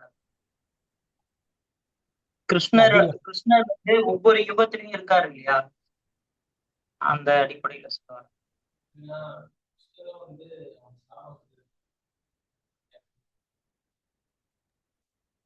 சார் ஒவ்வொரு விஷயம் எடுத்து சொல்றதுக்கு இல்லை அப்படிங்கிற மாதிரி மீன் பண்ற மாதிரி இருக்குங்களா? பக்கம் வந்திருக்கீங்க. என்ன விஷயம்னா, வியாசர் சொல்ல சொல்ல எழுதினவர் வந்து விநாயகர். வியாசர் எப்படி அக்பர் வந்து எழுத படிக்க தெரியாதோ பெரிய ஆட்சி, வியாசருக்கு எழுத படிக்க தெரியாது. இவர் சொல்ல சொல்ல விநாயகர் எழுதிட்டு வந்தாரு, தும்பிக்கை எடுத்து எழுதினார். வியாசர் கதை முடியலையேன்றது எழுத படிக்க தெரியல, அடுத்தவங்க சொல்லிதான் கேட்க வேண்டியிருக்கு எவ்வளவு பெரிய அறிவாளியா அப்படிங்கிறதுக்காக இருக்கு. வியாசனை குறிச்சு துன்பம்னு குறிச்சிட்டோம். கடுதாசி கொடுத்த வகை கைவீசி போனதென்ன காலன் யமராஜன் கைநாட்டு தேர்வு. இப்போ எக்கச்சக்கமான பெரிய ஆளுங்க, எஸ்பி பாலச்சனோட இறந்துட்டாருன்னு வச்சுக்கோங்க. இந்த கவிதையை நாம எழுதனாலும் வேற ஒருத்தர் எழுதுவார். என்ன பண்ணுவாரு, யமதர்மன் வந்து பாட்டு கேட்கறதுக்காக ஆசைப்பட்டு எஸ்பி பாலச்சனத்தை கூட்டிட்டாரு அப்படி ஒருத்தர் இரங்கல் கவிதை எழுதுவார். சிவாஜி கணேசன் இறந்துட்டாருன்னு வச்சுக்கோங்களேன், நடிப்பை பத்தி பாக்குறதுக்காக அவர் கூட்டிட்டாரு அப்படின்னு எழுதுவாங்க. அது எல்லாத்துக்கும் மூல வரி இந்த வரி. கடுதாசி கொடுத்தவக கைவீசி போனதென்ன காலன் யமராஜன் கைநாட்டு பேர்வழி. கடுதாசி கொடுத்த தபால்காரன் ஏன் தெரியுமா செத்து போயிட்டான்? யமராஜா இருக்கான்ல, அவன் கைநாட்டு பேர்வழி. அவனுக்கு எழுத படிக்க தெரியாத. அவன் அங்கிருந்து பார்த்தான் சித்திரகுப்தனை கூட்டு, பூமியில யாரா நல்லா எழுத படிக்க தெரியும்? ஐயா, அங்க ஒருத்தர் கிராமத்துல எல்லாருக்கும் லெட்டர் அவரு மேல தூக்கினான். கடுதாசி கொடுத்தவக கைவீசி போனதென்ன காலன் யமராசன் கை நாட்டு பேர் வழியோ. இந்த கடைசி 6 வரி தான் மனப்பாடம், 4 வரி. இந்த கடைசி வரையும் நம்ம யாரும் யோசிக்க மாட்டோம். மசானத்து தீ கூட தபால் பெட்டி நிறம் இருக்கு, வேற யாருமே யோசிச்சிருக்க மாட்டோம். யாரை எரிச்சாலுமே நெருப்பு எப்படிதான் எரியும்? சவப்பாதான் எரியும். ஆனா இவர் சொல்றாரு, தபால்காரரை எரிச்சுட்டு தபால் போஸ்ட்மேனுக்கு நெருப்பு வச்சுட்டு வந்துட்டு அப்படி திரும்பி பார்த்தாங்க. அவர் எரியறப்ப கூட தபால் பெட்டி நிறத்திலேயே எரியும். மசானத்து தீ கூட தபால் பெட்டி நிறம் இருக்கும், ஜனங்கள் எல்லாம் கடுதாசி ஜனன மரணம் தபால். இது ஒரு குறியீடு. அவன் வந்துட்டோம் ஜனனம். இது ஒரு நேரம் என்ன ஆயிடும், இந்த லெட்டர் ஒரு இடத்துல இருந்து ஒரு இடத்துக்கு போயிடும். ஜனன மரணம் தபால். கடைசி 4 வரி மனப்பாடம், ஒரு 2 நிமிஷம் எடுத்துக்கலாம் நம்ம. கடுதாசி கொடுத்தவக கைவீசி போனதென்ன காலன் யமராஜன் கைநாட்டு பேர் வழியே. மசானத்து தீ கூட தபால் பெட்டி நிறம் இருக்கும். ஜனங்கள் எல்லாம் கடுதாசி, ஜனன மரணம் தபால்காரர்.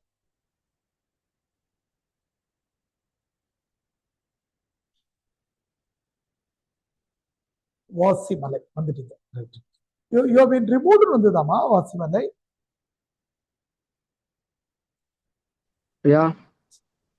உங்களை ரிமூவ் பண்ணிட்டாங்கன்னு வந்துச்சா உங்களுக்கு? ஆமாங்கய்யா, காஸ்ட் ரிமூவ் பண்ணிட்டாங்க வந்துச்சுயா. இப்ப நீங்க என்ன பண்ணீங்கம்மா? நீங்க மறுபடியும் ஜாயின் பண்ணீங்களா? அன்இன்ஸ்டால் பண்ணிட்டு இன்ஸ்டால் பண்ணுவீங்க? ரெண்டு பேரும் இன்ஸ்டால் பண்ணி திருப்பி இன்ஸ்டால் பண்ணி உள்ள வந்தங்கய்யா. சரி, ஓகே ஓகே. இந்த கடைசி 4 வரையும் படிங்க. இனிமே நம்ம கோகோஸ் தரும்போது நம்ம தெரிஞ்ச பிள்ளைங்களா தரும். சில நேரத்துல தப்பா அதை ஆப்ரேட் பண்ணிடலாம். தெரியாம வேறுட்டு பண்றது இல்லை, தெரியாம ஆப்ரேட். கடைசி 4 வரையும் மனப்பாடம் பண்ணு.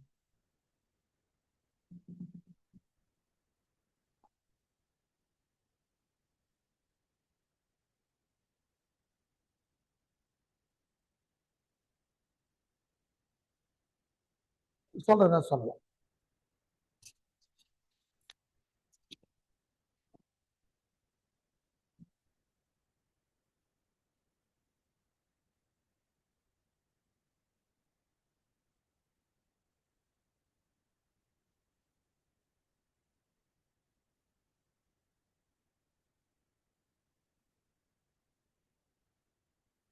யாரும் ஆன்லைன்ல சொல்றீங்களா? நீங்க சொல்றீங்களா தம்பி? ஒரு மைக் இல்லையா? சொல்லுமா கல்பனா, சொல்லுங்க.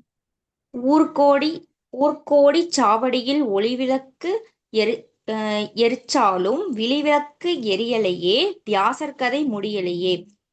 கடுதாசி கொடுத்தவங்க கைவீசி போனதென்ன, காலன் யமராஜன் கை நாட்டு போர்வழியே. பேர் வழி, கை நாட்டு பேர் வழி.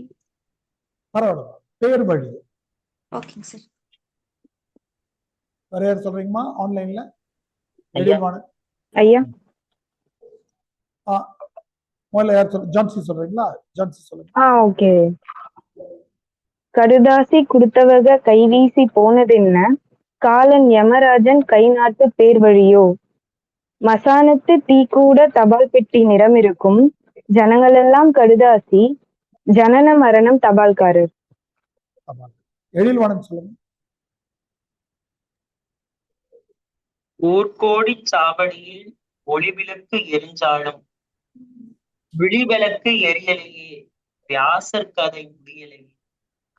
கடுதாசி கொடுத்தவங்க கைவீசி போனதென்ன, காலன் யமராஜன் கை நாட்டு பேர் வழியோ. மாசானத்து தீ கூட தபால் பெட்டி நிறம் இருக்கும். ஜனங்கள் எல்லாம் கடுதாசி மாத்திட்டீங்க. ஜனன மரணம் தபால். Very good. நீங்க சொல்லுங்க. யார் சொல்றீங்களா?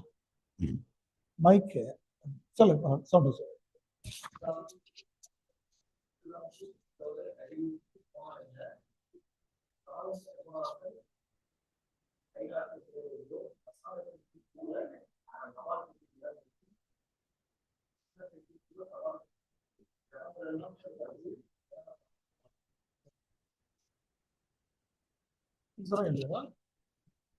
படிச்சுட்டு கடைசி 2 வரி.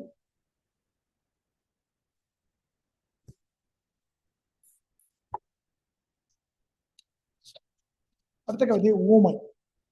பொதுவா இப்ப இருக்கிற சமூகத்துல நம்ம ஊமை என்ற வார்த்தையை பயன்படுத்த செவி மாற்றுத்திறனாளி. பண்மையில கூட நம்ம இந்த அமைச்சர் ஒருத்தவங்க, கீர்த்தனா ஒருத்தவங்க வந்து ஊனமுற்றவர்கள் சொல்லிட்டாங்க. கடுமையான எதிர்ப்பு தெரிவிச்சு அப்புறம் மன்னிப்பு கேட்டாங்க. அந்த வார்த்தையை பயன்படுத்தக்கூடாது, மாற்றுத்திறனாளிகள் தான் சொல்லணும். இப்போ ஊமைன்னு சொல்லக்கூடாது, செவி மாற்றுத்திறனாளிகள். காது கேட்காதவங்களை பத்தி ஒரு முக்கியமான விஷயம் இருக்கு, நம்ம இது வரைக்கும் கவனிச்சிருக்க மாட்டோம். நம்ம தெரிஞ்சு, கண்ணு தெரியாதவங்களுக்கு ஒரே ஒரு புலன் தான் பாதிக்கப்படும். கை பாதிக்கப்படுறவங்களுக்கு ஒரு கை பாதிக்கும், காலுக்கு கால் தான் பாதிக்கும். ஆனா காது கேட்காதவங்களுக்கு 2 புலன்கள் பாதிக்கும். அவங்களுக்கு காது கேட்காத காரணத்தினாலதான் வாய் பேச முடியாம போயிடும். காது வழியா சப்தம் கேட்டிருந்தா அவங்க பேசிருப்பாங்க. 2 புலன்கள் பாதிப்புக்கு உள்ளாகிறவங்க இவங்க. அதுதான் வாய் மாற்றுத்திறனாளின்னு இருக்காது இவங்களுக்கு, செவி மாற்றுத்திறனாளி, காது சம்பந்தம். இன்னொரு கொடுமை என்ன, இவங்களை மட்டும் பொது சமூகத்துல அடையாளம் காண முடியாது. கண்ணு தெரியாதவங்களே நீங்க கண்டுபிடிச்சிருவீங்க, டக்குன்னு கையை பிடிச்சு கொண்டு போயிடுவீங்க. நடக்க முடியாதவங்க, கை அடிபட்டு இருக்கவங்க, இவங்க எல்லாம் கண்டுபிடிச்சு. காது கேட்காதவங்க, வாய் பேச முடியாதவங்களே நீங்க கண்டுபிடிக்க முடியாது. நார்மல் பர்சன் நிறைய இருக்கு. நமக்கு இங்க நுங்கம்பாக்கத்துல லிட்டில் ஃபேவர் ஒரு ஸ்கூல் இருக்கு, அதுக்குன்னே காலேஜ் எல்லாம் இருக்கு. நீங்க அந்த காலேஜ் முடியிறப்ப வெளில வந்து பாத்தீங்கன்னா அவ்வளவு அழகா இருப்பாங்க. அந்த சின்ன சின்ன பசங்கள்ல இருந்து 10th படிக்கிற பசங்க, ஆனா உங்களுக்கு காது கேட்க. வரலாற்றுடைய புள்ளி விவரத்துல இன்னொரு கொடுமையான விஷயம், இந்த காது கேட்காத காரணத்தினால பேருந்துலையும் தொடர்வண்டியிலையும் அடிபட்டு இந்தியாவில ஒரு ஆண்டுக்கு சராசரியா 5000 7000 பேர் இறந்து போறாங்க. உங்களை நான் கூப்பிடுறேன், நீங்க திரும்பிட்டீங்க. உங்களுக்கு பக்கத்துல வந்து ஆர்டர் அடிக்கிறேன் தெரியல. சில ட்ரெயினை கிராஸ் பண்றாங்க, அவங்க மேலேயும் தப்பு இருக்கு. அவங்களும் வாட்ஸ்அப்ல பாக்குறாங்க, சைன் லாங்குவேஜ்ல பேசுறாங்க, நல்லா பண்ணிக்கலாம். காது கேட்கிற ஒருத்தர் போகும்போது ட்ரெயின் வர்ற சத்தம் கிடைச்சா டக்கு சொல்லி குச்சி தப்பிச்சு இவங்களை கேட்கறது. அண்மையில கூட பல்லாவரம் தாம்பரத்துல ஒருத்தர் 2 பேர் இறந்து. நான் காமராசன் அவங்களை பத்தி பொறுமையான 2-3 வரிகள் இருக்கு. அந்த வரிகள் எதுன்னு முதல்ல சொல்லிடுறேன். ஏன்னா மனப்பாடம் பண்ணும்போது கடைசியா சொல்றதை விட முதல்ல சொல்லிட்டா நீங்க படிச்சுட்டீங்க. அதை நான் உங்களுக்கு வேல்டு பண்ணிருக்கேன் பாருங்க. பாட்டு செடிகளால், வார்த்தை முளைகளால், இன்னும் தொடப்படாத சதைப்பாலை. பாட்டு செடிகளால், வார்த்தை முளைகளால், இன்னும் தொடப்படாத சதை பாலைவனம். பாலைவனம்னா தெரியும், தாவரங்கள் முளைக்காது. அது 2 தாவரம் சொல்றாரு. ஒண்ணு பாட்டு செடி. இப்ப நம்ம சும்மாவா இருக்கிறோம், பேரி வரும்போது பாட்டு பாடிக்கிட்டே இருக்கோம், பார்த்தோம் அவங்க பாட முடியும். வார்த்தை முளை, முளைனா வேர் முளை வரும். இது 2மே தொடாத சதை பாலைவனம் உடம்பு. அடுத்த வரி இருக்கு பாருங்க. வார்த்தை கனிகளை எச்சில் படுத்தாத அழகின் ரசிகன். நான் பேசுற வார்த்தைகளை எல்லாம் நான் எச்சில் படுத்திக்கிட்டே இருக்கிறேன். ஆனா பேச முடியாதவங்க எந்த வார்த்தையுமே எச்சில் படுத்தாம அந்த வார்த்தைகளுடைய பத்திரமா பாதுகாத்து வச்சு. வார்த்தை கனிகளை, கனினா பழம், வார்த்தை பழங்களை எச்சில் படுத்தாத அழகின் ரசிகன் நான் என்ற அந்த வரி ரொம்ப அருமையான வரி. ஒரு பக்கம் சின்ன கவிதை தான், விரைவா படிக்கலாம். நான் மௌன ஊர்வல் இல்லையா, மௌன ஊர்வல். மௌன ஊர்வலத்துல என்ன பண்ணுவோம், யாராவது இறந்து போயிட்டா அமைதியா போறது இல்லை. நான் சத்தமே எழுப்பாம நடந்துட்டு இருக்கேன். நாக்கின் மயான பூமி. இந்த கல்லறை மயானத்தை அதிகமா பயன்படுத்திட்டே இருக்கு. நாக்கு செத்து போன இடமா இது. யாரு? செவி மாற்றுத்திறன். மயானம்னா சுடுகாடு. கால் கை முளைத்த தூக்கம். தூக்கத்துல எஞ்சி நடக்கிற மாதிரி நான் நடந்து வரேன். ஏன்னா எந்த சவுண்ட் எதுவும். கவிஞனுக்கு நான் கண்ணீர் ஏறி. கவிஞன் என்ன பார்த்தா அழுகுறான், பாவம் தான், பேச முடியாம இருக்கான். அழத்தெரிந்த ஓவியம் நான், அழகான சூரியன். சூரியன் தான் தெரியும், வேக்கம், மீனிங்லெஸ். பாட்டு செடிகளால், வார்த்தை முளைகளால் இன்னும் தொடப்படாத சதைப்பானை. வார்த்தை கனிகளை எச்சில் படுத்தாத அழகின் ரசிகன். கருத்தை சுமக்கும் வார்த்தை வாகனத்தின் ஒரு வழிப்பாதை. இதெல்லாம் நம்ம குறிச்சுக்கிட்டே வரணும், கவிதையை ரசிக்கணும். ஒரு வழிப்பாதைன்னா தெரியும், ஒன் வே போயிட்டு வந்துச்சு, போகலாம் வர முடியாது. அப்படின்னா என்ன, அடுத்தவங்க பேசுறது என்னால நேரத்தை புரிஞ்சுக்க முடியுது. உதடுகிட்ட வச்சு எழுதிக்காம எனக்கு திருப்பி சொல்ல முடியும்.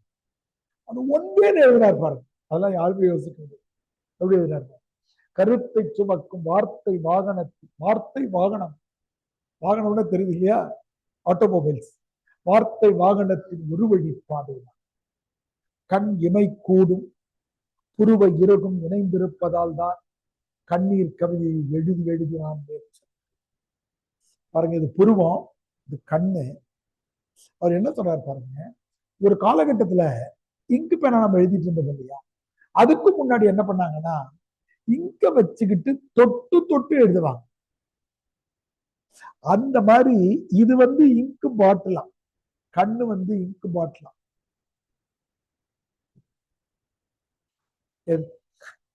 கண் மைக்கூடு, மைக்கூடுனா இங்கு பாட்டில். புருவ இறகு இது வந்து ஃபெதர். இந்த இங்கு பாட்டில தொட்டு தொட்டு எழுதுறாங்க, அழுகை எழுதுறாங்க. கண் மைக்கூடும் புருவ இறகும் இணைந்திருப்பதால் தான் கண்ணீர் கவிதையை எழுதி எழுதி நான் செல்வேன். என்னால அழ மட்டும்தான் முடியும். குருடு என்பது படைப்பின் பகல் தூக்கம்.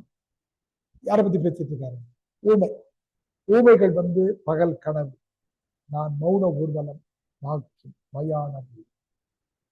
எது இந்த விடைகள்ல நீங்க எழுதுனா, ஒரு மனிதனுடைய வலிய, அந்த வலியை உணர்ந்தவங்க தான் எழுதலான்னு இலக்கிய உலகத்துல பல ஆண்டுகளா சண்டை. திருமாவளவன், பார் ரஞ்சித் அவங்களுக்கு எல்லாம் உள்ள சின்ன வேறுபாடு அதான். ரெண்டு பேருமே தலித்தியத்துக்காக போராடுறவங்க சின்ன வேறுபாடு இருக்கும். படிச்சு இந்த தேர்தல் அப்ப கூட அவர் வந்து ஆம்சாங்களுடைய இவங்களுக்கு எல்லாம் சப்போர்ட் தெரிவிச்சார், திருமாவளவன் சப்போர்ட் தெரிவிச்சார்.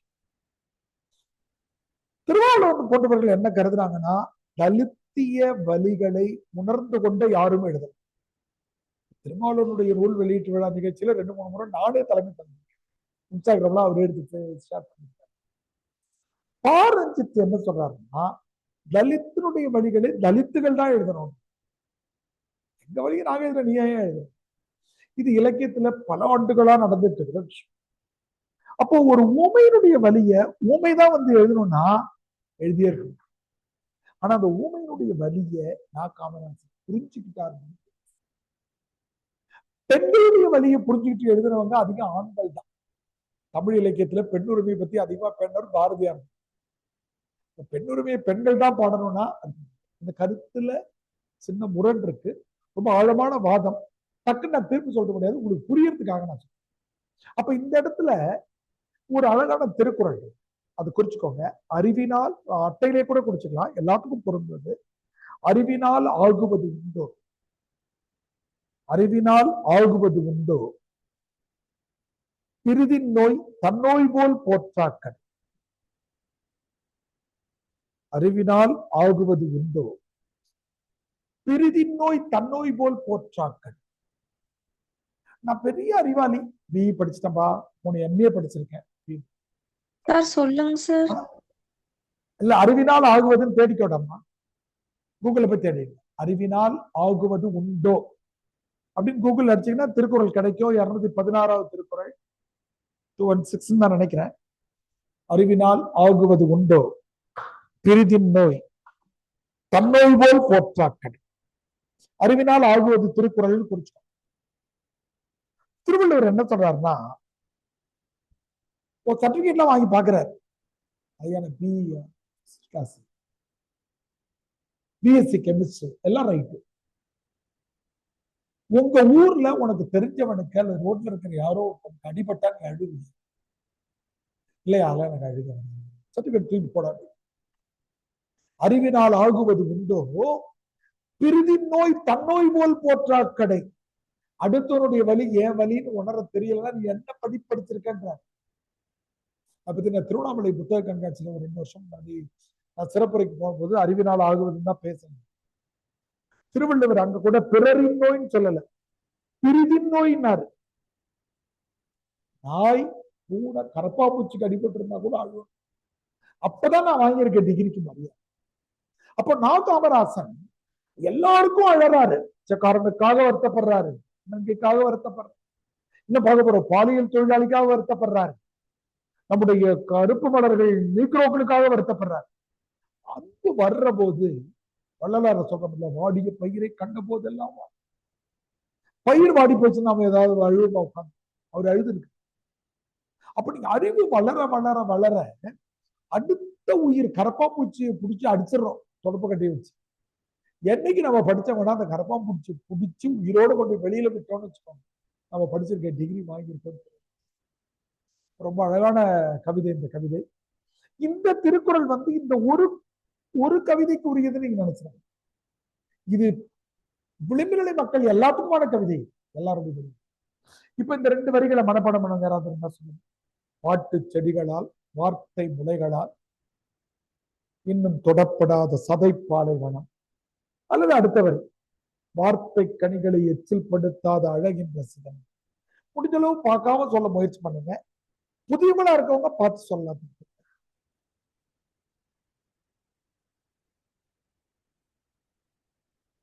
பிரியஸ்ரேகா வந்திருக்கீங்க. Sivaram, சிவபாலமுருகன், possible, நந்தியா Johnson.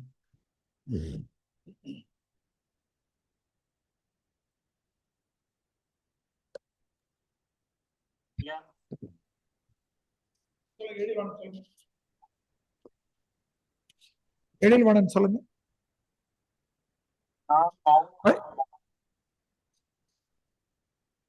அதை படிக்கணுமாங்க ஐயா? குரல் அடைச்சு கேக்குதுமா? கேக்குதுங்களா? இப்ப கேக்குது. நான் மௌன ஊர்வலம், நாக்கின் மயான பூமி, கால்கை முளைத்த தூக்கம், கவிஞனுக்கு நான் கண்ணில் ஏறி, அழத்தெரிந்த ஓவியம் நான், அழகான சூன்யம், பாட்டு செடிகளால் வார்த்தை முளைகளால் இன்னும் தொடப்படாத சதை பாலைவனம், வார்த்தை கனிகளை எச்சில் படுத்தாத அழகின் ரசிகன் நான், கருத்தை சுமக்கும் வார்த்தை வாகனத்தின் ஒரு வழி பாதை நான், கண்ணிமை கூடும் புருவ இறகும் இணைந்திருப்பதால் தான் கண்ணீர் கவிதையை எழுதி எழுதி நான் மேற்செல்கிறேன். குருடு படைப்பின் பகல் தூக்கம், நானோ அதன் பகல் கனவு, நான் மௌன ஊர்வலம், நாக்கின் மயான பூமி. பொதுவா நம்ம புதிய மாணவர்கள் மட்டும்தான் ஒரு வரி 2 வரியை பார்த்து படிக்கணும். நீங்க இது முழுக்க மனப்பாடம் பண்ணீங்க. மனப்பாடம் பண்ண வரிகளை சொல்லு. பழைய மாணவர்கள் மனப்பாடம் பண்ண வரி, ஆனால் நல்லா படிச்சுட்டேன். எதிர்வான பத்தி மட்டும் உணர்ச்சியா படிச்சுட்டேன். அப்படி வேண்டாம், நமக்கு மனப்பாடம் பண்ண வரிகளை சொன்னா பயன். சொல்லுங்க. சரிங்க ஐயா.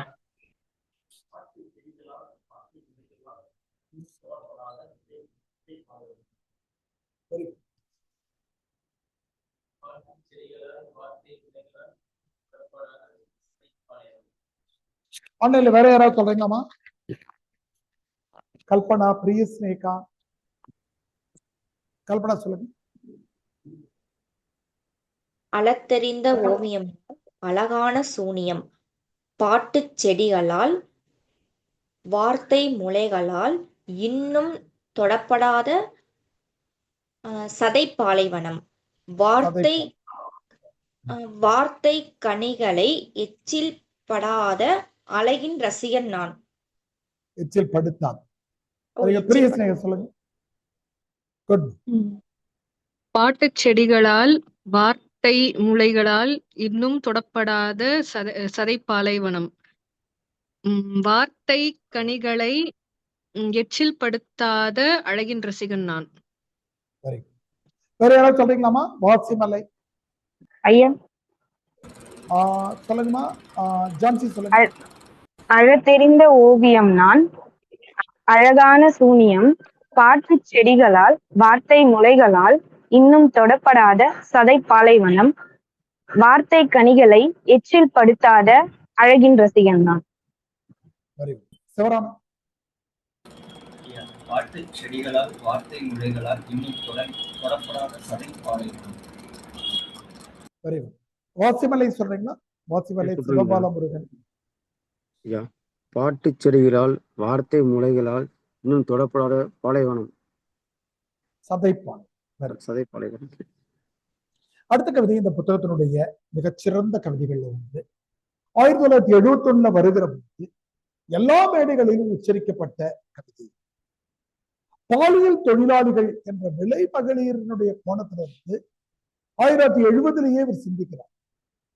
1970களில் கிடையாது, இப்ப வரையிலுமே இன்னைக்கும் முகநூல் போன்ற பொது தளங்கள்ல பாலியல் தொழிலாளிகளை நான் உங்களுக்காக பயன்படுத்துறேன், நீங்க விடையில எழுதக்கூடாது, விபச்சாரிகள் என்ற சொற்களால சொல்லுவதையும் இன்னும் கொச்சையான சொற்களால திட்டுறதையும் நம்ம பார்க்கணும். பெண்கள் சமூக ஊடகத்துக்கு வந்துட்டாங்கன்னாலே அவங்கள பாலியலாக பிற்படுத்துவதுதான் ஆண்களுடைய. ஒருத்தவங்க யாரு அரசியல் பேசுறாங்கன்னு வச்சுங்களேன், நம்ம என்ன திட்டலாம், உனக்கு மூளை இருக்கா, அறிவு இருக்கா, இந்த வரலாறை படிச்சிருக்கியான்னு கேட்கறது பொது தாக்குதல். அது யாரையும் தாக்கலாம், ஆண்களையும் தாக்கலாம், பெண்களையும் தாக்கலாம். ஆனா அவங்களுடைய கேரக்டர் அசாசினேட் பண்றதுதான் ஆண் ஆதிக்க சின்னனுடைய உடனடியா அவங்களை பாலியலாக கேலி பண்றது, உங்க வீட்டுல எத்தனை பேரு, இந்த மாதிரி எல்லாம் கேட்கறது இல்லையா? இது ஆணாதிக்க சின்னனுடைய விலை. இன்னும் கூட மொழியியல் ஆய்வுல ஒண்ணு சொல்றாங்க, நாம திட்டுவதற்கு பயன்படுத்துகிற எல்லா வார்த்தைகளும் பெண் உறுப்புகளை சொல்லிதான் திட்டு. ஆண்களை திட்டினாங்க கேவலமாக நம்ம திட்டத்துக்கு பயன்படுத்துற வார்த்தைகள் ஆணாதிக்க சிந்தனை அப்படி ஒரு செய்திகளை உருவாக்கி வச்சு. அப்போ இந்த பாலியல் தொழிலாளிகளை இந்த சமூகம் கேவலமானவங்களாகவே பார்க்கிற பழக்கத்துல இருந்து வந்துட்டோம். ரொம்ப அண்மையில ஒரு அழகான ஒரு படம் வந்து நீங்க பார்த்திருப்பீங்க, சூப்பர் டீலக்ஸ் ஒரு படம். நீங்க எவ்வளவு பேர் பாத்தீங்கன்னு தெரியல. விஜய் சேதுபதி திருநங்கையா மாறி திரும்பி வருவாரு, ரம்யா கிருஷ்ணன் நடிச்சிருப்பாங்க. நீங்க பாத்தீங்களா? ஆன்லைன்ல எவ்வளவு பேர் பாத்தீங்கன்னா கை உயர்த்தீங்க. சூப்பர் டீலக்ஸ் ஒரு படம், எத்திக்ஸ் பேப்பர் எழுதிட்டு உங்களுக்கு பயன்படும். சூப்பர் டீலக்ஸனுடைய ரம்யா கிருஷ்ணனுடைய பார்ட் வந்து ரொம்ப முக்கியமான பார்ட். ரம்யா கிருஷ்ணன் ஒரு பையனுக்கு அம்மாவா இருப்பாங்க, அவனுக்கு 12-13 வயசு. அந்த பசங்க என்ன பண்ணுவாங்க, இந்த சிடி பாக்குறதுக்காக எடுத்து வந்து சிடியை கொண்டு வந்து உள்ள போடுவாங்க. இதுதான் இவன் ஃப்ரெண்ட்ஸ் எல்லாம் சேர்ந்து ரம்யா கிருஷ்ணனோட பையன். அதுல ரம்யா கிருஷ்ணன் நடிச்சிருப்பான், யார் இவங்க அம்மா நடிச்சிருப்பாங்க. இந்த சீன் அப்படியே அதிர்ச்சியாகி பசங்க எல்லாம் எடுத்துட்டு போயிடுவாங்க. அந்த பையன் கடைசி வரைக்கும் பேச மாட்டான். அப்புறம் கடைசியா அந்த கதையை முடிச்சு என்னன்னா, ஒரு பாலியல் தொழிலாளி சமூகத்தில் ஏன் உருவாக்கப்படுகிறார்னா, அவருக்கு வேறு வேலை வாய்ப்பு இல்லை, வேற வேலையில போய் அவங்க சம்பாதிக்கிறதை விட பாலியல் தொழில் அதிகம் சம்பாதிக்க முடியும் என்ற சிந்தனையை ஆணாதிக்க சிந்தனை உருவாக்கி. நம்ம இதே விஷயத்த யாருக்கும் வெட்டுமில்லைன்னு நாடகம். இப்ப இவரை பார்ப்போம். இவருடைய இந்த கவிதையினுடைய ரொம்ப சிறந்த வரி எதுன்னு கேட்டீங்கன்னா, ரொம்ப உயர்ந்த வரியாக கருதப்படுவது, நாங்கள் நிர்வாணத்தை விற்பனை செய்கிறோம், ஆடை வாங்கும். இந்த நிர்வாணம் பாலியல் தொழிலுக்கு பிறகு கிடைக்கிற காசை வச்சுதான் நான் சாப்பிட்டது போக மீதி காத்துல நான் ட்ரெஸ்ஸே வாங்க வேண்டியிருக்கு. இந்த சூழ்நிலையில போயிட்டு என் ஜாக்கெட் கிழிஞ்சிருக்கு, புடவை திரும்பி இருக்காங்க. நாங்கள் நிர்வாணத்தை விற்பனை செய்யும், ஆடை வாங்குவதற்காக முரண்தொடை நிர்வாணம். இந்த கவிதையினுடைய கடைசியில் முடிகிற இடத்துல ஒரு அழகான வரி, உணவு கொழுப்பில் பசி கொண்டவர்களுக்கு பசிக்கிறக்கத்தில் உணவானவர்கள். உணவு கொழுப்பில் பசி கொண்டவர்களுக்குன்னா இவங்களை தேடி வர்ற ஆண்கள் நல்லா சாப்பிட்டு வரான், பிரியாணி, வெஜிடேரியன், ஐஸ் எல்லாம் சாப்பிட்டு. ஆனா இவங்க இந்த தொழில் முடிஞ்ச பிறகு கிடைக்கிற காசை வச்சுதான் சாப்பிட வேண்டியே இருக்கு. எப்படி அழகான முரண்தொடை எதிர்க்கார் பாருங்க. உணவு கொழுப்பில் பசி கொண்டவர்கள், அது உடல்னு குறிச்சுக்கிட்டா உங்களுக்கு தெரியும். உணவு கொழுப்பில் உடல் பசி கொண்டவர்களுக்கு உணவு பசி கிரகத்தில் உணவானவர்கள். உணவு கொழுப்பில் பசி கொண்டவர்களுக்கு பசிக்கிறக்கத்தில் உணவானவர்கள். குழந்தையின் பசியை நாங்கள் அறிந்ததில்லை, காரணம் நாங்கள் பசியின் குழந்தை. ஏடா எங்க குழந்தை பசியை பத்தி எனக்கு தெரியுமான்னு கேக்குறீங்க. We ourselves are children of poverty, hunger. எங்களுக்கு எங்க குழந்தை பத்தியை தேட போறீங்க, நாங்களே பத்தியின் குழந்தைகள். இன்னும் சிறந்த வரிகள் இருக்கு. இந்த வரிகள் நீங்க மனப்பாடம் பண்றதுக்காக இந்த வரிகளை நான் சொல்லியிருக்கேன். நடுவில் மனப்பாடம் பண்றவங்க அதை மனப்பாடம் பண்ணலாம். இப்ப நம்ம வருவோம். நாங்கள் ரஜினியின் மக்கள், ரஜினியின் மக்கள், ரஜினி பாப்பா சொல்றேன். ஐயா, உணவு கொழுப்பில் பசி கொண்டவர்களுக்குன்னு சொன்னீங்களா? அதுல இடையில உடல் பசின்னு சொன்னீங்க. ஆமாமா ஆமா, உணவு ஆண்கள் இல்ல இல்லம்மா, நான் உங்களுக்கு புரியறதுக்காக விளக்கம் சொன்ன, எழுத்துப்பிழைகளா கிடையாது. ஆண்கள் சாப்பிட்டு முடிச்சுட்டு உடல் பசிக்காக வந்திருக்கான். அத காமராசன் கவிதையா வெறும் பசின்னு எழுதுறார்.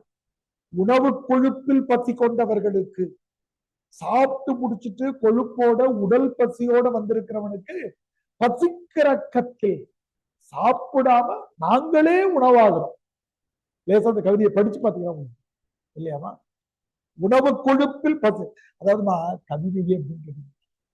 ஒரு திருக்குறள் நம்ம முதல்ல கற்க கசடர்னு படிச்சோம், 5வது படிச்சோம், வாத்தியார் விளக்கம் சொன்னோம்.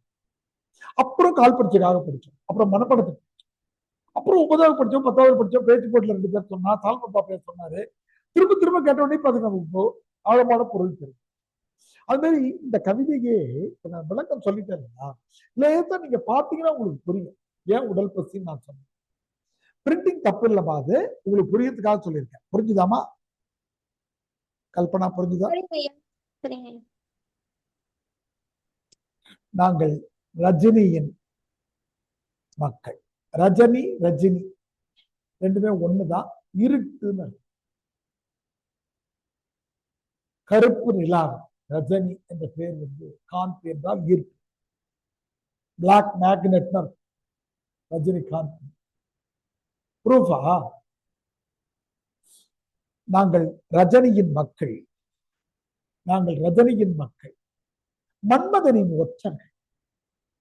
நாங்க ரஜினிக்கான இரட்டினுடைய குழந்தைகள், மன்மதனுடைய ஒற்றர்களாயவாங்க. யாரு? மன்மதனின் ஒற்றர்கள். நம்ம டிஎன்பிசிக்கு ஒரு 500-600 பக்கத்துல புத்தகம் எழுதிட்டு சொன்னாங்க. அதுல ஒரு 100 பக்கம் ப்ரூஃப் வந்து. ஓகே, வெரி குட், வாழ்த்துக்கள். ஐயாட்ட கூட்டு வந்துருச்சு. கற்பிச்சு மன்மதனின் ஒற்றர்கள். ஒற்றர்களுக்கும் தூதுவர்களுக்கும் வித்தியாசம். தூதுவர்கள் வெளிப்படையா இயங்குறவங்க, ஒற்றர்கள் மறைந்து நின்று. மன்மதனின் ஒற்றர்கள் அப்படின்னா பாலியல் தொழிலுக்காக நம்ம பாக்குறோம். பெரிய பிள்ளைகள் தானே, எல்லாருமே 21 வயசு பிறதான எழுதுறோம். அதாவது யூபிஎஸ்சி கேள்வி கேட்டிருக்கான், பாலியல் சிந்தனைக்கும் பக்தி உணர்வுக்கும் உள்ள செய்தியை திருப்பாவை வச்சு எழுதணுமா? அப்ப வெளிப்படையா நம்ம பார்க்கிறோம். இரவுல நம்ம வந்தோம்னா காலை வரதில்லை. சில பெண்களோ திருநங்கைகளோ பாலியல் தேவைக்காக அழைக்கிறவங்க இருக்கிறாங்க இல்லையா, அதுல ஒற்றர்கள்னு சொல்றாங்க. மறைஞ்சு நின்று இயங்குறதால ஒற்றர். வெளிப்படையா எங்கன்னா அவங்க தூதுவர். கற்பு சிறையை உடைப்பதால் நாங்கள் கைது செய்யப்படுவோம். அடுத்த வரி ரொம்ப அழகான ஒரு தொன்மம். இந்த தொன்மம் வந்து நம்ம புத்தகத்துல ஒரு 5 இலக்கியத்துல இருக்கு. திருப்பாவையில இருக்கு, திருவாசகத்துல இருக்கு, கம்பராமாயணத்துல இருக்கு. எது? பழைய காலத்துல திருப்பார்கடல்ல அமுதம் இருந்தது. மேருமலைய மத்தா வச்சு, வாசுகி பாம்ப கயிறா வச்சு தேவர்களும் அசுரர்களும் கடைஞ்சாங்க இல்லையா. கடைஞ்சு முடிச்ச பிறகு தேவ கிடைச்சது அமுதம். அந்த தேவர்கள் பயத்துக்கு எல்லாம் குடிச்சிட்டானுங்க, அசுரர்களுக்கு தராம விட்டாங்க. அவங்க போராட்டம் நடத்தினாங்க, எங்களுக்கு நஞ்சுதானா? அப்பதான் சிவபெருமான் எடுத்து குடிச்சார்.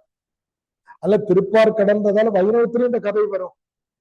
சிவபெருமான் நஞ்சு எடுத்து கொடுத்ததால சைவத்திலும் இந்த கதை வரும். திரும்ப திரும்ப அடுத்து நம்ம எல்லா இலக்கியங்களையும் படிப்போம். இப்ப இவர் என்ன இன்டர்பிரட் பண்றாரு பாப்போம். பார்க்கடல் அமுதத்தை தேவர்கள் சுவைத்து விட்டதால் தான் எங்கள் இதழ் அமுதத்தை அரக்கர்களுக்கு வழங்கும். ஏன்னா தேவர் பசங்களா என்ன பண்ணீங்க? பார்க்கடல் அமுதத்தை நீங்க எடுத்துட்டு போயிட்டீங்களா? அசுரர்களுக்கு நாங்க என்ன பண்ண முடியும்? எங்களுடைய இதழ்ல இருந்து அமுதம் முத்தம் தருகிறோம். அசுரர்கள் என்கிற பாலியல் தேவைக்காக வருகிற ஆண்களை சொல்லி எங்க இதழ் நீதான் அசுரனை ஏமாத்தி விட்டல. அந்த அசுரன்லாம் இன்னைக்கு பிறந்திருக்கான், அவன் என் இதழில் வந்து அமுதம் கேட்டு. எங்களுடைய நீதிமன்றத்தில் தான் ஒழுக்கம் தண்டிக்கப்படுகிறது. அந்த சூப்பர் டீலக்ஸ் சொன்னதில்லை, அது என்ன? அந்த கதையினுடைய டைரக்டர் என்ன சொல்ல வரும்? ஒரு பெண் நீலப்படத்தில் நடித்தாலும் கூட அவங்க குழந்தைக்கு அவங்க அம்மா தான். ஒரு திருடன் இருக்காரு, திருடனை பிடிச்சி அடிச்சு இது பண்ணிட்டு, திருடன் அவங்க வீட்டுல இருக்கிற மனைவிக்கும் அப்பா அம்மாவுக்கும் யாரு, குழந்தைக்கு யாரு? அவங்க அம்மாவுக்கு யாரு? பையன் தான். என்ன தப்பு பண்ண? அதான் சூப்பர் டீலக்ஸ் விஷயம். அதான் அவங்க பையன் அவங்களை தப்பா பார்த்தா அந்த பையனுக்கு அம்மா அவங்கதான், கடைசியா அவங்கதான் ஒரு சிக்கல் வந்து. இங்க ரொம்ப வேடிக்கையான சமூகத்தினுடைய நீதிகள்லாம் எப்படி இருக்கு உங்களுக்கு கேள்விப்பட்டிருப்பீங்க. பெரிய பிள்ளைகள், தாய்லாந்தினுடைய தேசிய தொழிலே பாலியல். தாய்லாந்து ஹாங்காங் எல்லாம் போனீங்கன்னு வச்சுக்கோங்க, நீங்க எங்க ஹாங்காங் டூர் போனீங்கன்னு சொன்னீங்கனாலே உங்க ஃப்ரெண்ட்ஸ் எல்லாம் கிண்டல் பண்ணுவாங்க. நீங்க டூர் பாக்குறதுக்கு போல அங்க வேற வேலைக்காக போறீங்க, தேவைக்காக. வேடிக்கை என்ன தெரியுமா? குடும்பத்துல கல்யாணம் பண்ணி குழந்தைகள் இருக்கிற பெண்கள் பாலியல் தொழிலுக்கு போயிட்டு இரவுல வீட்டுக்கு. இப்போ சமூகம் இந்த உலகத்துல எது ஒழுக்கம் எது நீதி என்றதெல்லாம் அளவுகோல்களை மாத்தி மாத்தி வச்சு. அதுதான் எங்களுடைய நீதிமன்றத்தில் தான் ஒழுக்கம் தண்டிக்கப்படுகிறது. ஒழுக்கம் தானே. என் அம்மாவுக்கு சோறு போட்டாங்க, என் பிள்ளைக்கு சோறு போட்டாங்க, என்னையே நம்பி இருக்கிற நோயாளியா இருக்கிற எங்க அப்பாவுக்கு மருந்து வாங்குறதுக்காக நான் செய்யற ஒழுக்கமான செயல் என்ன பொறுத்த மட்டும். ஆனா நீங்க எல்லாம் வந்து என்ன சிறை பிடிச்சு கொண்டு ஜெயிலு. நாங்கள் நிர்வாணத்தை விற்பனை செய்கிறோம், ஆடைகள். ஒரு வரி விட்டு படிக்கிறேன். எங்கள் புன்னகைகளுக்கு செயற்கை பிரசவம் ஏற்படுவதால் தான் எங்கள் கண்ணீர்களுக்கு செயற்கை மரணம் சம்பவிக்கிறது. புன்னகைகள் அப்படின்னு புளூரல் யாரும் பயன்படுத்த மாட்டாங்க. சில புளூரல் கிடையாது. வாட்டருக்கு புளூரல் கிடையாது, வாட்டர்ஸ் யாரும் போட மாட்டாங்க. இங்கிலீஷ்லயே கூட புளூரல் கிடையாது. கண்ணீருக்கும் புளூரல் கிடையாது, ஆனா புளூரல் பயன்படுத்து. என்ன சொல்றாரு, ஒரு பாலியல் தொழிலாளி இருக்கிறாங்க, ஒரு கஸ்டமர் வந்துட்டாருன்னு வச்சுக்கோங்க. இவங்க அழுதுட்டு இருந்தாலும் உடனடியா கண்ணீரை தொடச்சிட்டு சிரிச்ச மாதிரி அவங்க கிட்ட பேசிட்டு, அது எப்படி எதிராக? எங்கள் புன்னகைகளுக்கு செயற்கை பிரசவம், ஆர்டிபிஷியல் டெலிவரி. டக்குன்னு சிரிக்க வேண்டியிருக்கு. நம்ம வீட்டுல வேடிக்கை ஒரு விஷயம் பார்த்துருப்போம். அப்பாவும் அம்மாவும் சண்டை போட்டுட்டே இருப்பாங்க. ரெண்டு திட்டிக்கும், நீ பேய் பிசாசு சண்டை போட்டுட்டு இருக்கும். சித்தப்பா பத்திரிகை வைக்கிறதுக்கு வந்து பங்காளி வீட்டுல இருந்து காலிங் பெல் அடிச்சுட்டாங்கன்னு வச்சுக்கோங்க, டக்கு டக்குன்னு மூஞ்ச கழுவிக்கிட்டு போட்டு போட்டு என்னங்க காப்பி போட்டுமாங்கன்னு நமக்கு வேடிக்கையா இருக்கும். புதுவாக ரெண்டு சண்டை போட்டு அப்பா அம்மா சண்டை போட்டுப்பாங்க. அடுத்து யாராவது வந்துட்டு என்ன பண்றாங்க, உடனே சிரிச்சுக்கிட்டு நல்லா இருக்கீங்களாங்க, அத்தனை பேர் வந்துடுவாங்க, பேசிட்டாங்க. அந்த மாதிரி இந்த பாலியல் தொழிலாளிகள் கஸ்டமர் வந்துட்டாங்கன்னா செயற்கையா புன்னகிக்க வேண்டியிருக்கு, இவங்க கண்ணீரை செயற்கையா மரணிக்க வைக்க வேண்டும். அவ்வளவு அழகான வழி. எங்கள் புன்னகைகளுக்கு செயற்கை பிரசவம் ஏற்படுவதால் தான் எங்கள் கண்ணீர்களுக்கு செயற்கை மரணம் சம்பவிக்கும். எமது கண்களின் சிவப்பில் துறவிகளின் காவி உடைகள் பெறுவதாக. இதுக்கு நான் காமராசர் நினைச்சிருக்கிற பொருள் வேற, அதுக்கான பொருள் நானும் உங்களுக்கு சொல்லுவேன், ஆனா நீங்க பரிசையில் எழுத முடியாது. காமராஜர் என்ன சொல்றாருன்னா, எங்க வீட்டுக்கு துறவிகளும் வந்துட்டு போயிருக்கிறாங்கன்னு சொல்றாரு. பாலியல் தொழிலுக்கு துறவிகளும் வந்துட்டு போயிருக்கு. ஆனா நம்ம அதை எப்படி இன்டர்பிரட் பண்ணலாம்னா, எங்களுடைய வாழ்க்கை துறவி மாதிரியானதுன்னு இன்டர்பிரட். எங்களுடைய வாழ்க்கை இப்ப நம்ம நேற்று படிச்சவங்கள நடைபாதையில நடையில் ஒரு தவதேகம், நயனத்தில் புத்தனிகள், குடிசைகளில் துறவு நெறி, குலமெல்லாம் சோக நெறி சொன்ன மாதிரி நாங்க இரவுல வெளிச்சுக்கிட்டே இருக்கிறதா எங்கள் கண்கள் செவந்து போயிட்டு துறவியினுடைய கண்கள் மாறி செவந்திருக்க நாம பொருள். நாங்கள் சீசர் காலத்தில் பிறந்திருந்தால் போப்பாண்டவர்களிடம் பாவ மன்னிப்பு பெற தேவை. அதாவது நாகாமரசனுடைய அறிவு ஆற்றல் எவ்வளவு விஷயங்களை தெரிஞ்சு வச்சிருக்காரு. போப் என்ற சிஸ்டம் எப்போ வந்ததுன்னு நீங்க எண்ணி பாதை எடுத்து பாத்தீங்கன்னா, போப் எப்போ வந்துச்சு பாருங்க. சிஸ்டம் போப் ஃபர்ஸ்ட் அப்படின்றது கிமு கிட்ட, கிமு முதல் நூற்றாண்டு, 2ஆம் நூற்றாண்டு. ஆனா ஜூலியஸ் சீசர் இருந்தது ரொம்ப முன்னாடி. நாங்க மட்டும் சீசர் இப்ப இந்த காலத்துல பிறந்ததால எங்களுக்கு கன்ஃபெஷன் சொல்லிட்டு சர்ச்சுக்கு போயிட்டு பாவ மன்னிப்புலாம் நாங்க கேட்க வேண்டியது. சீசர் காலத்துல பிறந்ததா பாவ மன்னிப்புன்னு ஒரு சிஸ்டமே கிடையாது.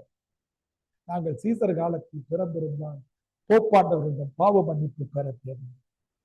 என்ன பாருங்க, கிறிஸ்தவ மதத்தை மட்டும் விமர்சிச்சுட்டாரு நீங்க சொல்ல கூடாது இல்ல, ரொம்ப கூர்மையா அடிக்கிறார். நீங்கள் எங்களிடம் மட்டும்தான் நிதி வசூல் செய்யவில்லை, எனவேதான் பாஞ்சாலிக்கு சிலை எழுப்பும். இந்த ஊர்ல எல்லாத்தையும் பாஞ்சாலிய கோயில்னு சொல்லுவானே தவிர, இருக்கு பாஞ்சாலிமர் கோயில் நம்ம சொல்றோம், பாஞ்சாலிக்கு சிலை எழுப்பப்படாது. பாஞ்சாலி ஏன் 5 பேருக்கு மனைவியாக?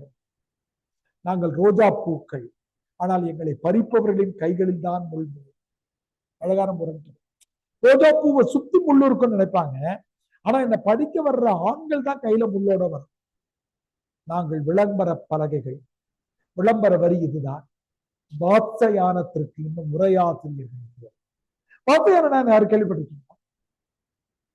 வாத்சயானம் யாரும் கேள்விப்பட்டிருக்கீங்க? நல்ல பிள்ளைங்க, நல்ல கேள்விப்பட்டிருக்க மாட்டீங்க. வடமொழியில் இருக்கக்கூடிய காமசாஸ்திரம்னு ஒரு நூல், அதனுடைய ஆசிரியர் பேரு வாத்சயானம். அதுக்கு உரையாசிரியர்கள் இவங்கதான் உரை எழுதுறாங்க. உணவு கொழுப்பில் பசி கொண்டவர்களுக்கு பசிக்கிறக்கத்தில் உணவானது. குழந்தையின் பசியை நாங்கள் அறிந்ததில்லை, ஏனெனில் நாங்கள் பசி. எங்கள் முதல் இரவில் கூட வேர்வை பன்னீர் தான் தெளிக்கப்படும். இவங்க பருவம் அடைந்த உடனே 1 ஆண்டு 2 ஆண்டுக்குள்ள இவங்க பாலியல் தொழில் தள்ளிடுறாங்கல்ல, அதுதான் இவங்க முதல் இரவு. அன்னைக்கு கூட ஒன்னும் பன்னீர்லாம் தெளிச்சு யாரும் அனுப்புறது. கட்டாய வன்புணர்வு என்பதால வேர்வை பன்னீர் தான் தெளிக்கப்படுகிறது. நாங்கள் அடிமைகள், அதனால் எங்கள் சாம்ராஜ்யத்தில் சூரியன் உதிப்பதும் இல்லை, அஸ்தமிப்பதும் இல்லை. இது வெள்ளைக்காரர்கள் அகங்காரமா சொன்ன வார்த்தை. கிழக்கிந்திய கம்பெனி அமெரிக்காவில இருந்து ஆஸ்திரேலியா வரையில பண்ணி வச்சிருந்ததால இவங்க நாடுகள்ல ஏதாவது நாட்டுல சூரியன் இருந்துகிட்டே இருக்கு.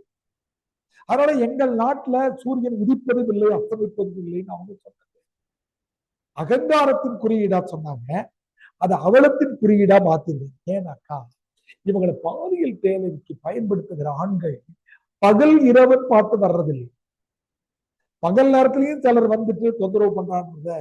எங்கள் சூரியன்ல எங்கள் சாம்ராஜ்யத்தில் சூரியன் உதிப்பதும் இல்லை, அஸ்தமிப்பதும். எது இரட்டு எது பகல் நகரங்கள் கிடையாது. அவங்க யாரோ ஒரு பெண்ணுடைய கட்டுப்பாட்டிலையோ ஆண்கள் கட்டுப்பாட்டிலையோ இருக்கிறவங்க. எப்ப கஸ்டமர் வந்துட்டாலும் அவங்க பாலியல் எக்ஸ்பிளாய்ட் பண்ணப்படுறாங்கன்றது சொல்லக்கூடிய இந்த புத்தகத்துடைய மிக சிறந்த கவிதைகள் இது. நம்ம பெரிய பிள்ளைகள் இருந்ததுனால இதை நம்ம புரிஞ்சுட்டு எழுத வேண்டியது ரொம்ப முக்கியம். இந்த புத்தகம் வந்தபோது ரொம்ப பரபரப்புக்கு உள்ளான கவிதை. ஏன்னா மரபு வழிப்பட்டவர்கள் விபச்சாரிகளை திட்டிக்கிட்டே இருந்தவங்க. அது எப்படிங்க நிர்வாணத்தை விற்பனை பண்ணாதான் துணி வாங்கலாமா? வேற எந்த வேலையும் செஞ்சு துணி வாங்க வேற என்ன வேலை தருவேன்? 10வது படிச்சுட்டா கிளர்க் வேலை தருவேன், 6வது வரைக்கும் படிச்சுட்டா சித்தாள் வேலை தருவேன். அழகா இருக்கிறவங்கள பெண்களை இந்த வேலைக்கு தான் நீ கூப்பிடுற, நீ காசு தருங்க அப்படிங்கிற அந்த கேள்விகளும் விவாதங்களும் அதிகம் உண்டாக்குன கவிதை. உங்களுக்கு பிடிச்ச வரிகளை சொல்லுங்க. நம்ம அடுத்த 2 கவிதைகளுக்கு போயிட்டு சில வினாக்கள் நான் சொல்றேன், அதுக்கான விடைகள் நீங்க வச்சுக்கோங்க.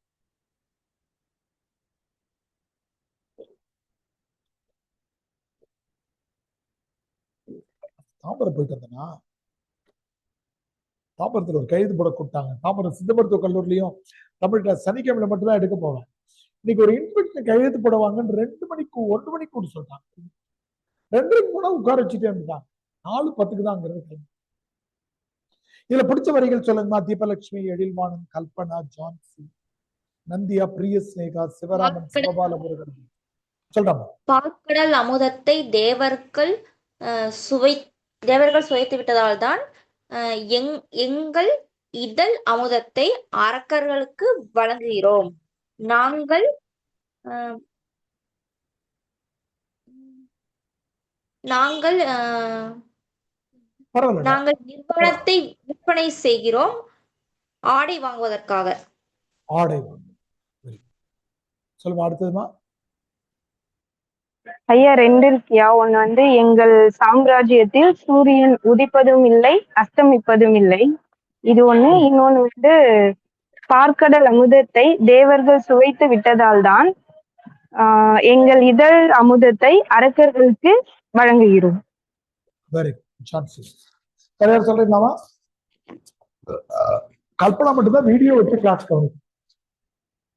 மற்ற பசங்கள்லாம் ஆன்லைன்ல தூங்கத்துக்கு வாய்ப்பு. கல்பனா நேர்மையா ஸ்பெக்ஸ் போட்டு உட்கார்ந்து சொல்லுங்க. எழில் சொல்லுங்க. எங்கள் சாம்ராஜ்யத்தில் சூரியன் உதிப்பதும் இல்லை, அஸ்தமிப்பதும் இல்லை. எழில் கேக்குதுமா? எழில் எப்பவுமே ஆடியோல ஒரு சிக்கல் வருதுமா. நடுவுல ஏதாவது நார்மல் கால் வந்தா நீங்க சொல்றீங்களாமா? கேட்கலீங்களா ஐயா? இப்ப சொன்னது கேட்கலீங்களா? இல்ல தங்கம், தடைபட்டு கேக்குது. அதுக்கு என்ன காரணம் நான் உங்களுக்கு சொல்லியிருக்கேன். ஜூம்ல வந்த பிறகு நார்மல் கால் சொல்லி முடிச்சேன். நார்மல் போன் கால் வந்துச்சுன்னு வச்சுங்களா, ஜூம்ல இருக்கு, அதை நீங்க பேசுறீங்கன்னா ஜூம்ல ஆடியோ டவுன் ஆயிடும். மறுபடியும் வெளியில போயிட்டு ஜாயின் பண்ணணும். அது ஆடியோ டிஸ்கனெக்ட் பண்ணி ஜாயின் பண்ணணும். நீங்க சொன்ன வரி எனக்கு கேட்டுச்சு, ஆனா நீங்க வீடியோல கேட்டு பாருங்க, தடைபட்டு கேட்டு. வேற யாராவது சொல்றீங்களாமா?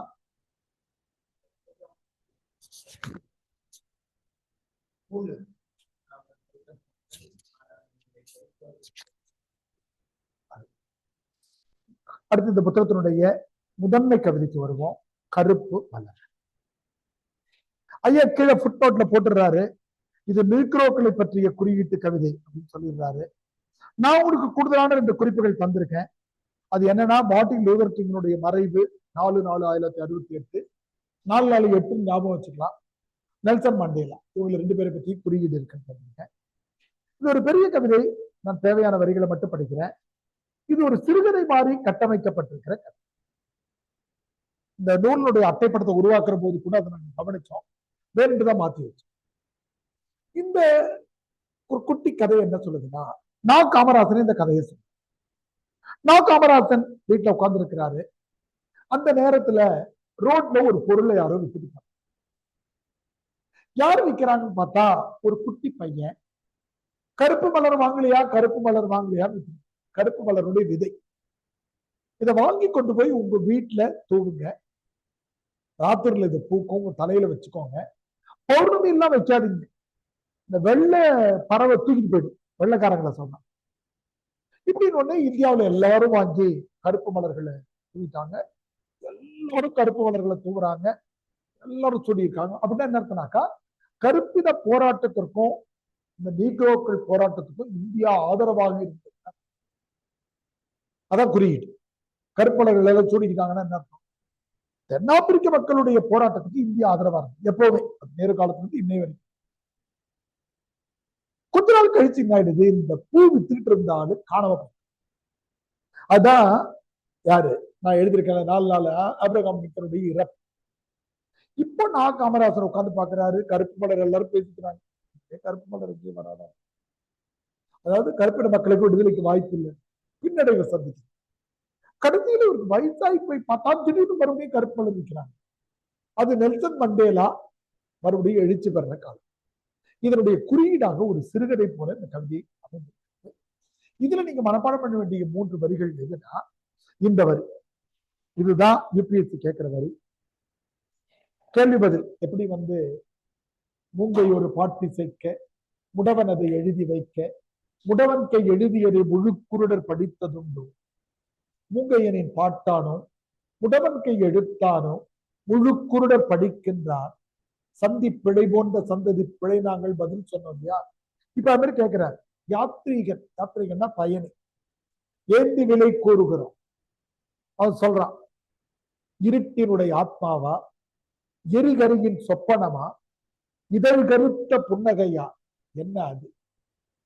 இருட்டினுடைய ஆத்மாவாய், எரிகரியின் சொப்பனமாய், இதழ் கருத்த புன்னகையாய் இருக்கும் ஒரு கருப்பு. இருட்டினுடைய ஆத்மாவாய். இப்ப நமக்கு சோசியல் மீடியாவில் 2 நாளா ட்ரெண்டிங்ல என்ன வருது, திருச்சி கிழக்குல ராகவா லாரன்ஸ் நிற்க போறாங்க அப்படின்னு போட்டுட்டு இருக்காங்க. அரசியல் நம்ம போக வேண்டாம், நம்ம கதைக்கு வரும். ராகவா லாரன்ஸ் எடுக்கிற பேய் படங்கள்லாம் நீங்க பார்த்துருக்கீங்க, 2-3 பாட்டு 3ஆவது பாட்டுலாம் எடுத்தாரு. நம்முடைய ஆத்மா எப்படி இருக்கும், நம்மள மாதிரியே இருக்கும்னு கதை எடுக்குது இல்லையா. இறந்து போனவங்களுடைய ஆத்மா அவங்கள மாதிரியே இருக்கும். அப்ப இருட்டுக்கு ஆத்மா இருந்தா எப்படி இருக்கும்? நீக்ரோக்கள் இருட்டினுடைய ஆத்மா, எரிகரியின் சொப்பனம். சொப்பனம்னா என்ன? கனவு. எரிகரினா என்ன? எரிக்கப்பட்ட அடுப்பு கறி. இப்பதானே எல்பிஜி சிலிண்டர்லாம் வந்தது. அடுப்பை கறி போட்டு எரிப்பாங்கல்ல, மறுபடியும் அது கறி ஆயிடும். இன்னும் இருக்கிறத விட அது கனவு கண்டா எப்படி இருக்கும்? நம்ம கனவுல நாம எப்படி வரமோ, எரிகரி கனவு கண்டா எப்படி இருக்கும்? அது கருப்பா தான். எரிகரியின் சொப்பனமாய், இதழ் கருத்த புன்னகையாய் இருக்கும். நம்ம எல்லாருமே கருப்பா இருந்தாலும் நம்முடைய லிப்ஸ் இதழ்கள் கொஞ்சம் சிகப்பா இருக்கும் கம்பேர். அப்படி இல்லைனாலும் நமக்கு ஏதாவது ஃபங்க்ஷன் நடந்ததுன்னா பெண்களுக்கு லிப்ஸ்டிக் போட்டு விட்டுருவாங்க. ஆண்களுக்கும் கல்யாணம் ஆகிற அன்னைக்கு மேக்கப் மேன் வந்துருவாரு, அவரு ஒரு சின்ன கிளாஸ் லிப்ஸ்டிக் மாதிரி போட்டுருவாங்க. ஆனா நீக்ரோக்கள் சிரித்தாலும் அவங்களுக்கு உதவி கருப்பாங்க. அப்ப இந்த 3 வரி அதெல்லாம் சொல்லுது, அதை குறிச்சுக்கோங்க. 3 வரி எதை சொல்லு குறிச்சுக்கோங்க. இந்த 3 வரி எதை சொல்லுதுன்னா, அடிமைத்தனம், அடிமைத்தனம், அடிமைத்தனம், உரிமை இல்லாமை, உரிமை இல்லாமை, சமத்துவமற்ற சூழல், இன்இக்வாலிட்டி,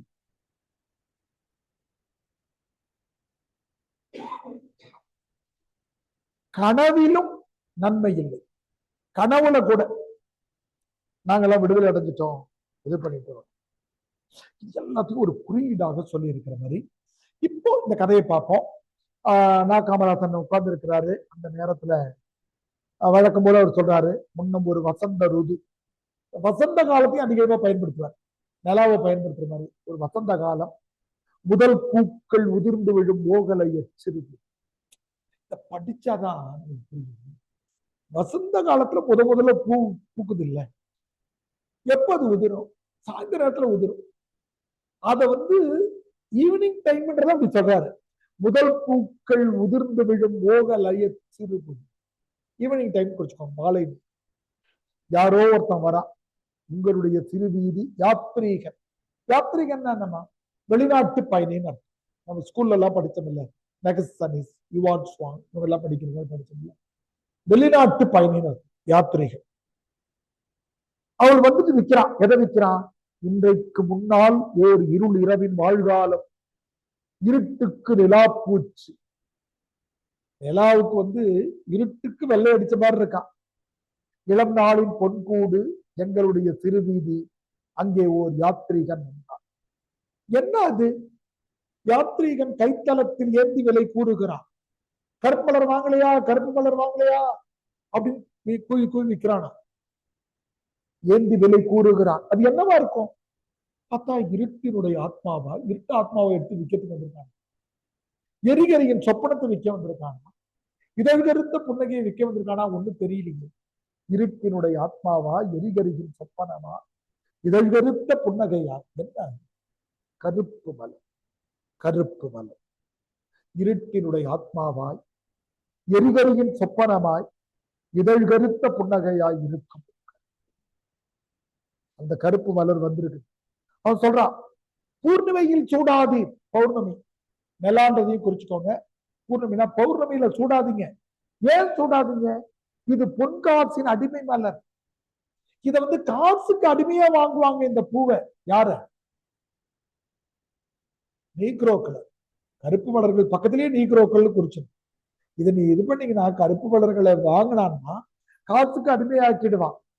உங்களது பூந்தோட்ட உள்ளில் மன மண்ணில் இந்த விதைப்பு. உங்களது பூந்தோட்ட உள்ளில் மன மண்ணில் இந்த விதை தூவுங்க. இருளிரவின் தழும்புதலில் ஏகாந்த ராத்திரி. ஐயா 7 மணிக்கு தானேங்க? சரி.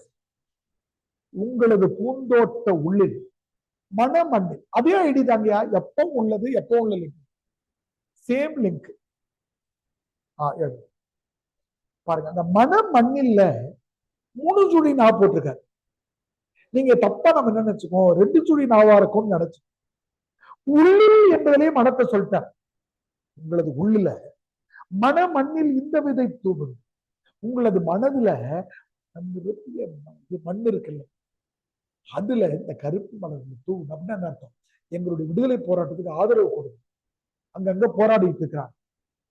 இருள் இரவின் தழும்புதலில் ஏகாந்த ராத்திரியில் பூக்கும் இக்கருப்பு மலர்.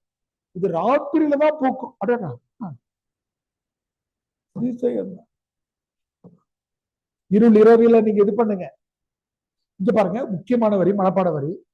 எல்லையில்லா வான்வெளியில் இறகசைத்து விளையாடும் எம்முடைய வெண்பறவை இங்கே பறந்து வரும், பூக்கொய்து ஓடிவிடும், பூர்ணிமையில் சூடாது. ஏமா ராத்திரில தான் பூக்கும், நீ மாட்டும் பௌர்ணமியில தூக்கி தலையில சூடிக்காதீங்க. எல்லையில்லா வான்வெளியில், இப்ப நான் சொன்னேன் இல்லையா, அமெரிக்காவில இருந்து ஆஸ்திரேலியா வரையில இருக்கிறது வெண்பறவை. வெள்ளையர்கள் குறிச்சு, இங்கிலாந்துக்காரர்கள், டச்சுக்காரர்கள், போர்ச்சுகீசியர்கள், நம்மளை பொறுத்தமட்டில் இங்கிலாந்துக்காரர், அமெரிக்கர். எல்லையில்லா வான்வெளியில் இறகசைத்து விளையாடும் நம்முடைய வான்பறவை வெண்பறவை இங்கே பறந்து வரும், பூக்கொய்து ஓடிவிடும். வெளிச்சத்துல வைக்காதீங்க, ஆள் கடத்தல் நடந்துகிட்டே இருந்தது இல்லையா? கருப்பின மக்களை நமக்கு ஒரு முக்கியமான நாவல் சொல்லுவோம். யூபிஎஸ்சி படிக்கிற எல்லா பிள்ளைகளும் அதை படிக்கணும்னு சொல்லுவோம். தமிழ் நாவலுக்காக தி ரூட்ஸ் என்கிற அலெக்ஸ் ஹேலியினுடைய நாவல் தமிழ்ல மொழிபெயர்க்கப்பட்டு 7 தலைமுறைகள் கிடைக்கும். இவருடைய ஸ்டூடெண்ட் வெர்ஷன் ஒண்ணு கிடைக்கும், மாணவர் பதிப்பு. ரொம்ப உண்மையான கதை அலெக்ஸ் ஹேல்.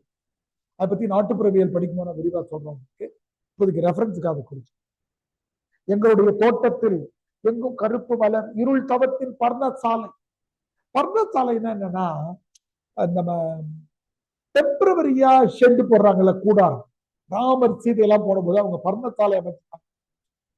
டெம்பரவரியா குச்சி நட்டு செடியெல்லாம் படர விட்டு ஷெட். இப்போ எல்லாம் இந்தியா முழுசும் கருப்பு மலர்கள் எல்லாரும் வாங்கி சொல்லிட்டாங்க.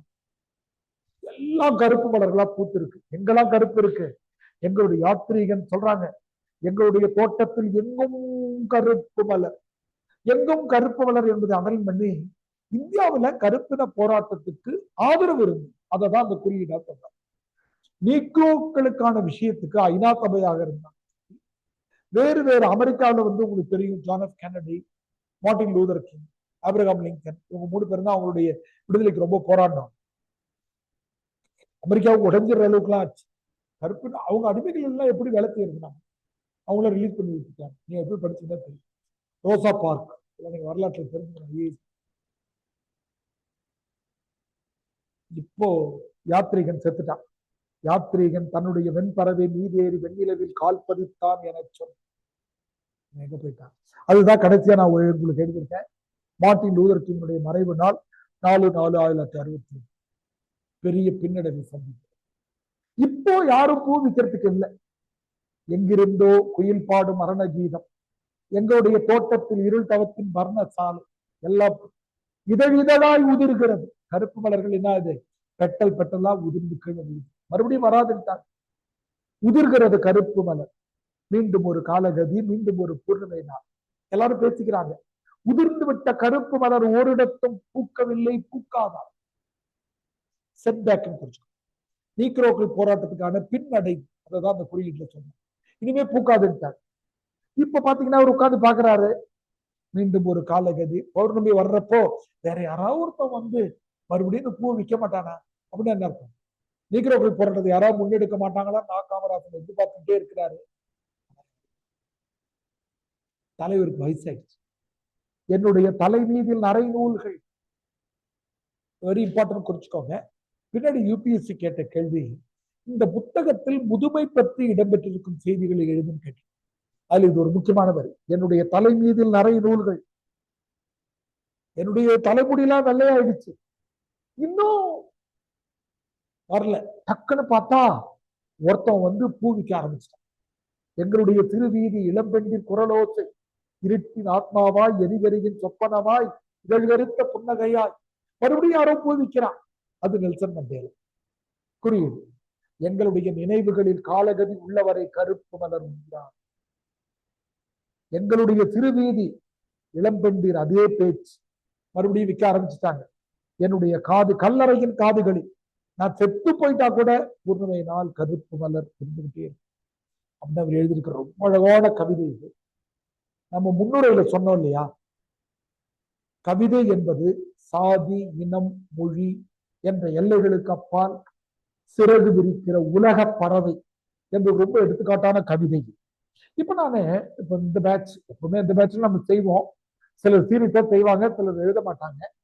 இந்த பேட்ச்ல நம்ம என்ன பண்ணலாம், ஒரு நாளும் 2 பக்கங்கள் விடைகள் எழுதி பாருங்க. இப்ப நம்ம படிச்சிருக்கிற இந்த பகுதியில கருப்பு மலர்கள்ல கேட்கப்பட்ட பெரும்பாலான கேள்விக்கு இந்த பகுதியிலிருந்து தான் கேட்கப்பட்டிருக்கின்றதை மட்டும் நாம உறுதிப்படுத்தி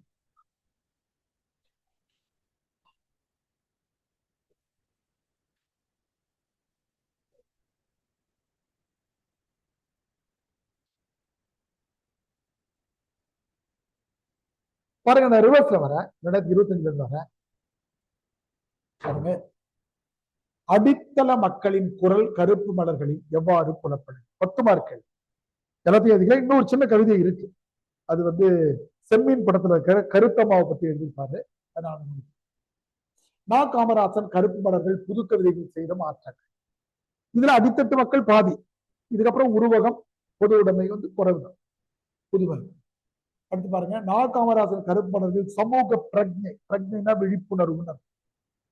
அப்ப நமக்கு ஒரு இதை தராரு. திருநங்கைகளை திட்டிகிட்டே இருந்த நமக்கு, அவங்க பாலியல் தொழிலை கேவலமா பார்த்திருந்த நமக்கு ஒரு பெரிய விழிப்புணர்வு. இதை வச்சுதான் கேள்வி கேட்டுட்டே இருப்பான். காகித பூக்களாக நான் காமராசன் குறிப்பிடுவோம். முதல் கவிதை திருநங்கை. முதியோர் நிலை, இந்த கேள்விக்காக தான் நான் சொன்னேன். முதியோர் நிலை வேற ஒரு கவிதையில் இருக்கு. இதுல நரை நூல்கள், அந்த ஒரு வரி. கருப்பு மலர்கள் என்னும் நூல் கைம்பெண்கள், இன்னும் படிக்கல நாம, சாப்பிடுறதுக்கு. கைம்பெண்கள், கைம்பெண்கள் மட்டும் கருத்தமா நாளைக்கு படிக்க போறது. ஏழைகள் போன்றன்னு தந்துட்டாங்க. போன்றவன் எல்லாத்தையும் எழுதலாம். ஆகிய தந்துட்டா அதை மட்டும் தான் எழுதணும். போன்றன்னு தந்துட்டா 3 புள்ளி வச்சிருக்காங்க எல்லாத்தையும். அடுத்து பாருங்க, கருப்பு மலர்கள் தமிழ் கவிதை உலகின் ஒரு திருப்பு மலர். நான் நேற்றே சொன்னேன், டேர்னிங் பாயிண்ட் சொல்லக்கூடாது, அது டிரான்ஸ்லேஷன்ல ட்ரெண்ட் செட்டர். ட்ரெண்ட் செட்டிங்ன்றதுதான் திருப்பம். அதுதான் முதல்ல திட்டிட்டு இருந்தவங்க சார்பா வழக்கறிஞரா மாறிச்சு. இன்னும் கொஞ்சம் விடைகள் இருக்கு, அதை பாருங்க. இது நாம என்ன படிக்கல, இது உருவக கவிதையில படிக்கப்பட்டோம். இது அடுத்த பகுதி. காகித பூக்கள் மறுபடியும் கேட்டிருக்காங்க, திருநங்கை கவிதை. அடுத்து பாருங்க, மது பழக்கம், குடிகாரன் கவிதை பற்றி சொன்னாங்க. அடுத்தது கருப்பு மலர்கள் வழி புலப்படுத்துகிறா, இது புத்தகத்தையே வச்சு எழுதணும். கருப்பு மலர்கள் கவிதை வழி புலப்படுத்துங்கன்னா அது ஒரு கவிதை, கருப்பு மலர்கள் வழி புலப்படுத்துங்கன்னா புத்தகத்தையே எடுத்து. அடுத்து நம்ம படிக்கல, நாளைக்கு படிக்க போறோம் மாணவர். அடுத்து பாருங்க, நீதிமன்றத்தையே விசாரணைக்கு உட்படுத்தும் எளிய மனிதன் யார் யாரு? உங்களோட சொன்ன பிச்சைக்காரி, குடிகாரன். முக்கியமான கேள்வி என்ன?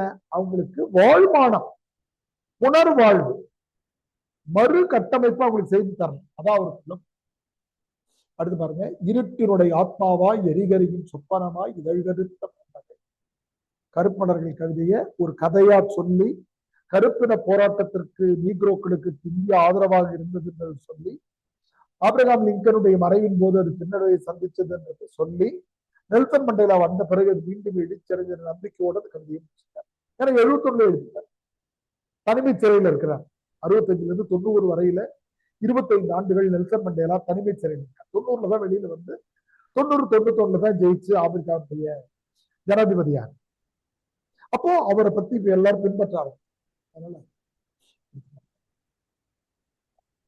கருப்பு கலர் பாருங்க, சமுதாய விழிப்புணர்வு, இது நம்ம பகுதி தான். பாருங்க, சமுதாய புறக்கணிப்பாளர். நான் இப்ப இந்த வார்த்தையை சொன்னேன், விளிம்புநிலை மக்கள், அடித்தட்டு மக்களுக்கு இன்னொரு வார்த்தை புறக்கணிப்பாளர். பாருங்க, தமிழ் இதுக்கு நானு நம்ம புத்தகத்துல கடைசியா விடை எழுதியிருக்கேன். அந்த ஒரு விடையை நான் எடுத்து போறேன். இந்த ஒரு கேள்விக்கு நானே விடை எழுதியிருக்கேன். திருப்பு பண்ண கருப்பு மலர்கள் வாழ்வியல் விமர்சனம் கிட்டத்தட்ட நம்ம படிச்சு முடிச்சிட்டோம். இன்னும் கொஞ்சம் உள்ள இருக்கு. அடுத்து பாருங்க, இதுதான் கருப்பு மலர்கள் குறியீடும் படிமமும். குறியீடும் படிமமும். படிமம் நான் உங்களுக்கு சொல்லிட்டு வரேன், அதை மறுபடியும் சொல்றேன். பாருங்க, ஊமையை பத்தி மட்டும் கேட்டிருக்காங்க. அடுத்தது சமகால சமுதாய சித்தரி, எல்லாரை பத்தியும் மாணவில் நாம் என்ன படிக்கல.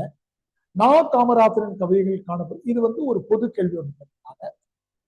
அப்போ என்ன தெரிஞ்சுக்கிட்டோம்னா, இந்த முதல் பகுதியிலேயே 80% கேள்விக்கான விடை எழுதி உருவக கவிதைகள்ல கேட்கறதுக்கு மட்டும்தான் நாளைக்கு படிக்கும்.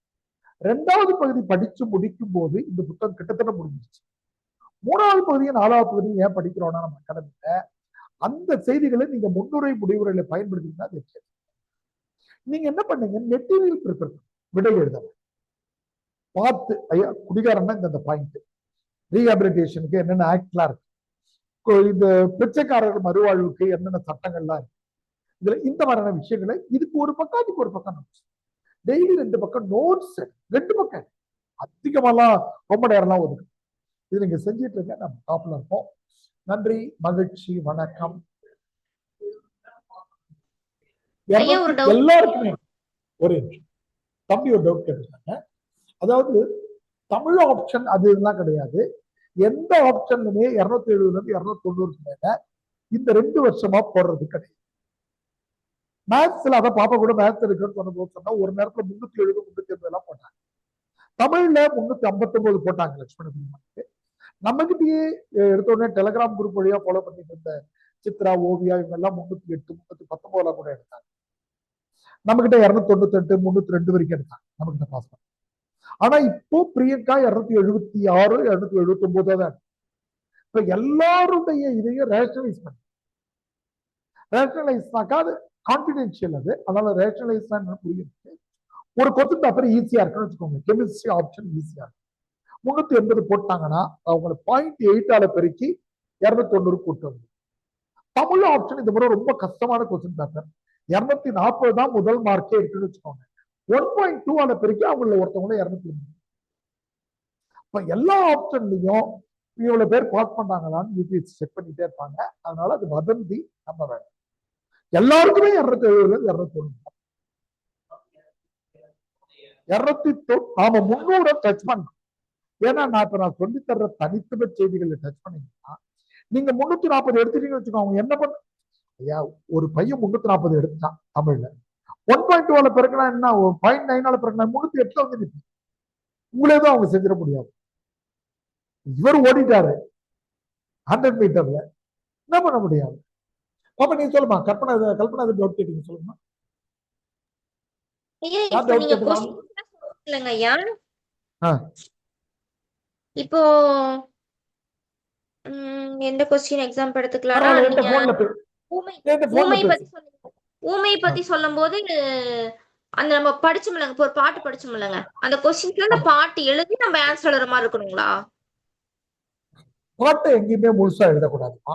நீங்க வந்து ஓரியன்டேஷன் கிளாஸ்ல பரிச்சு எழுதுறத பத்தி 3வது நாள் கிளாஸ் 4 வரையில இருந்து 2 வரையில இருந்து 4 வரைக்கும் மேல ஒரு இடத்துக்கு நேரா 2ல இருந்து 4 வரைக்கும் மேல நம்ம மேற்கோள் காட்டவே கூடாது.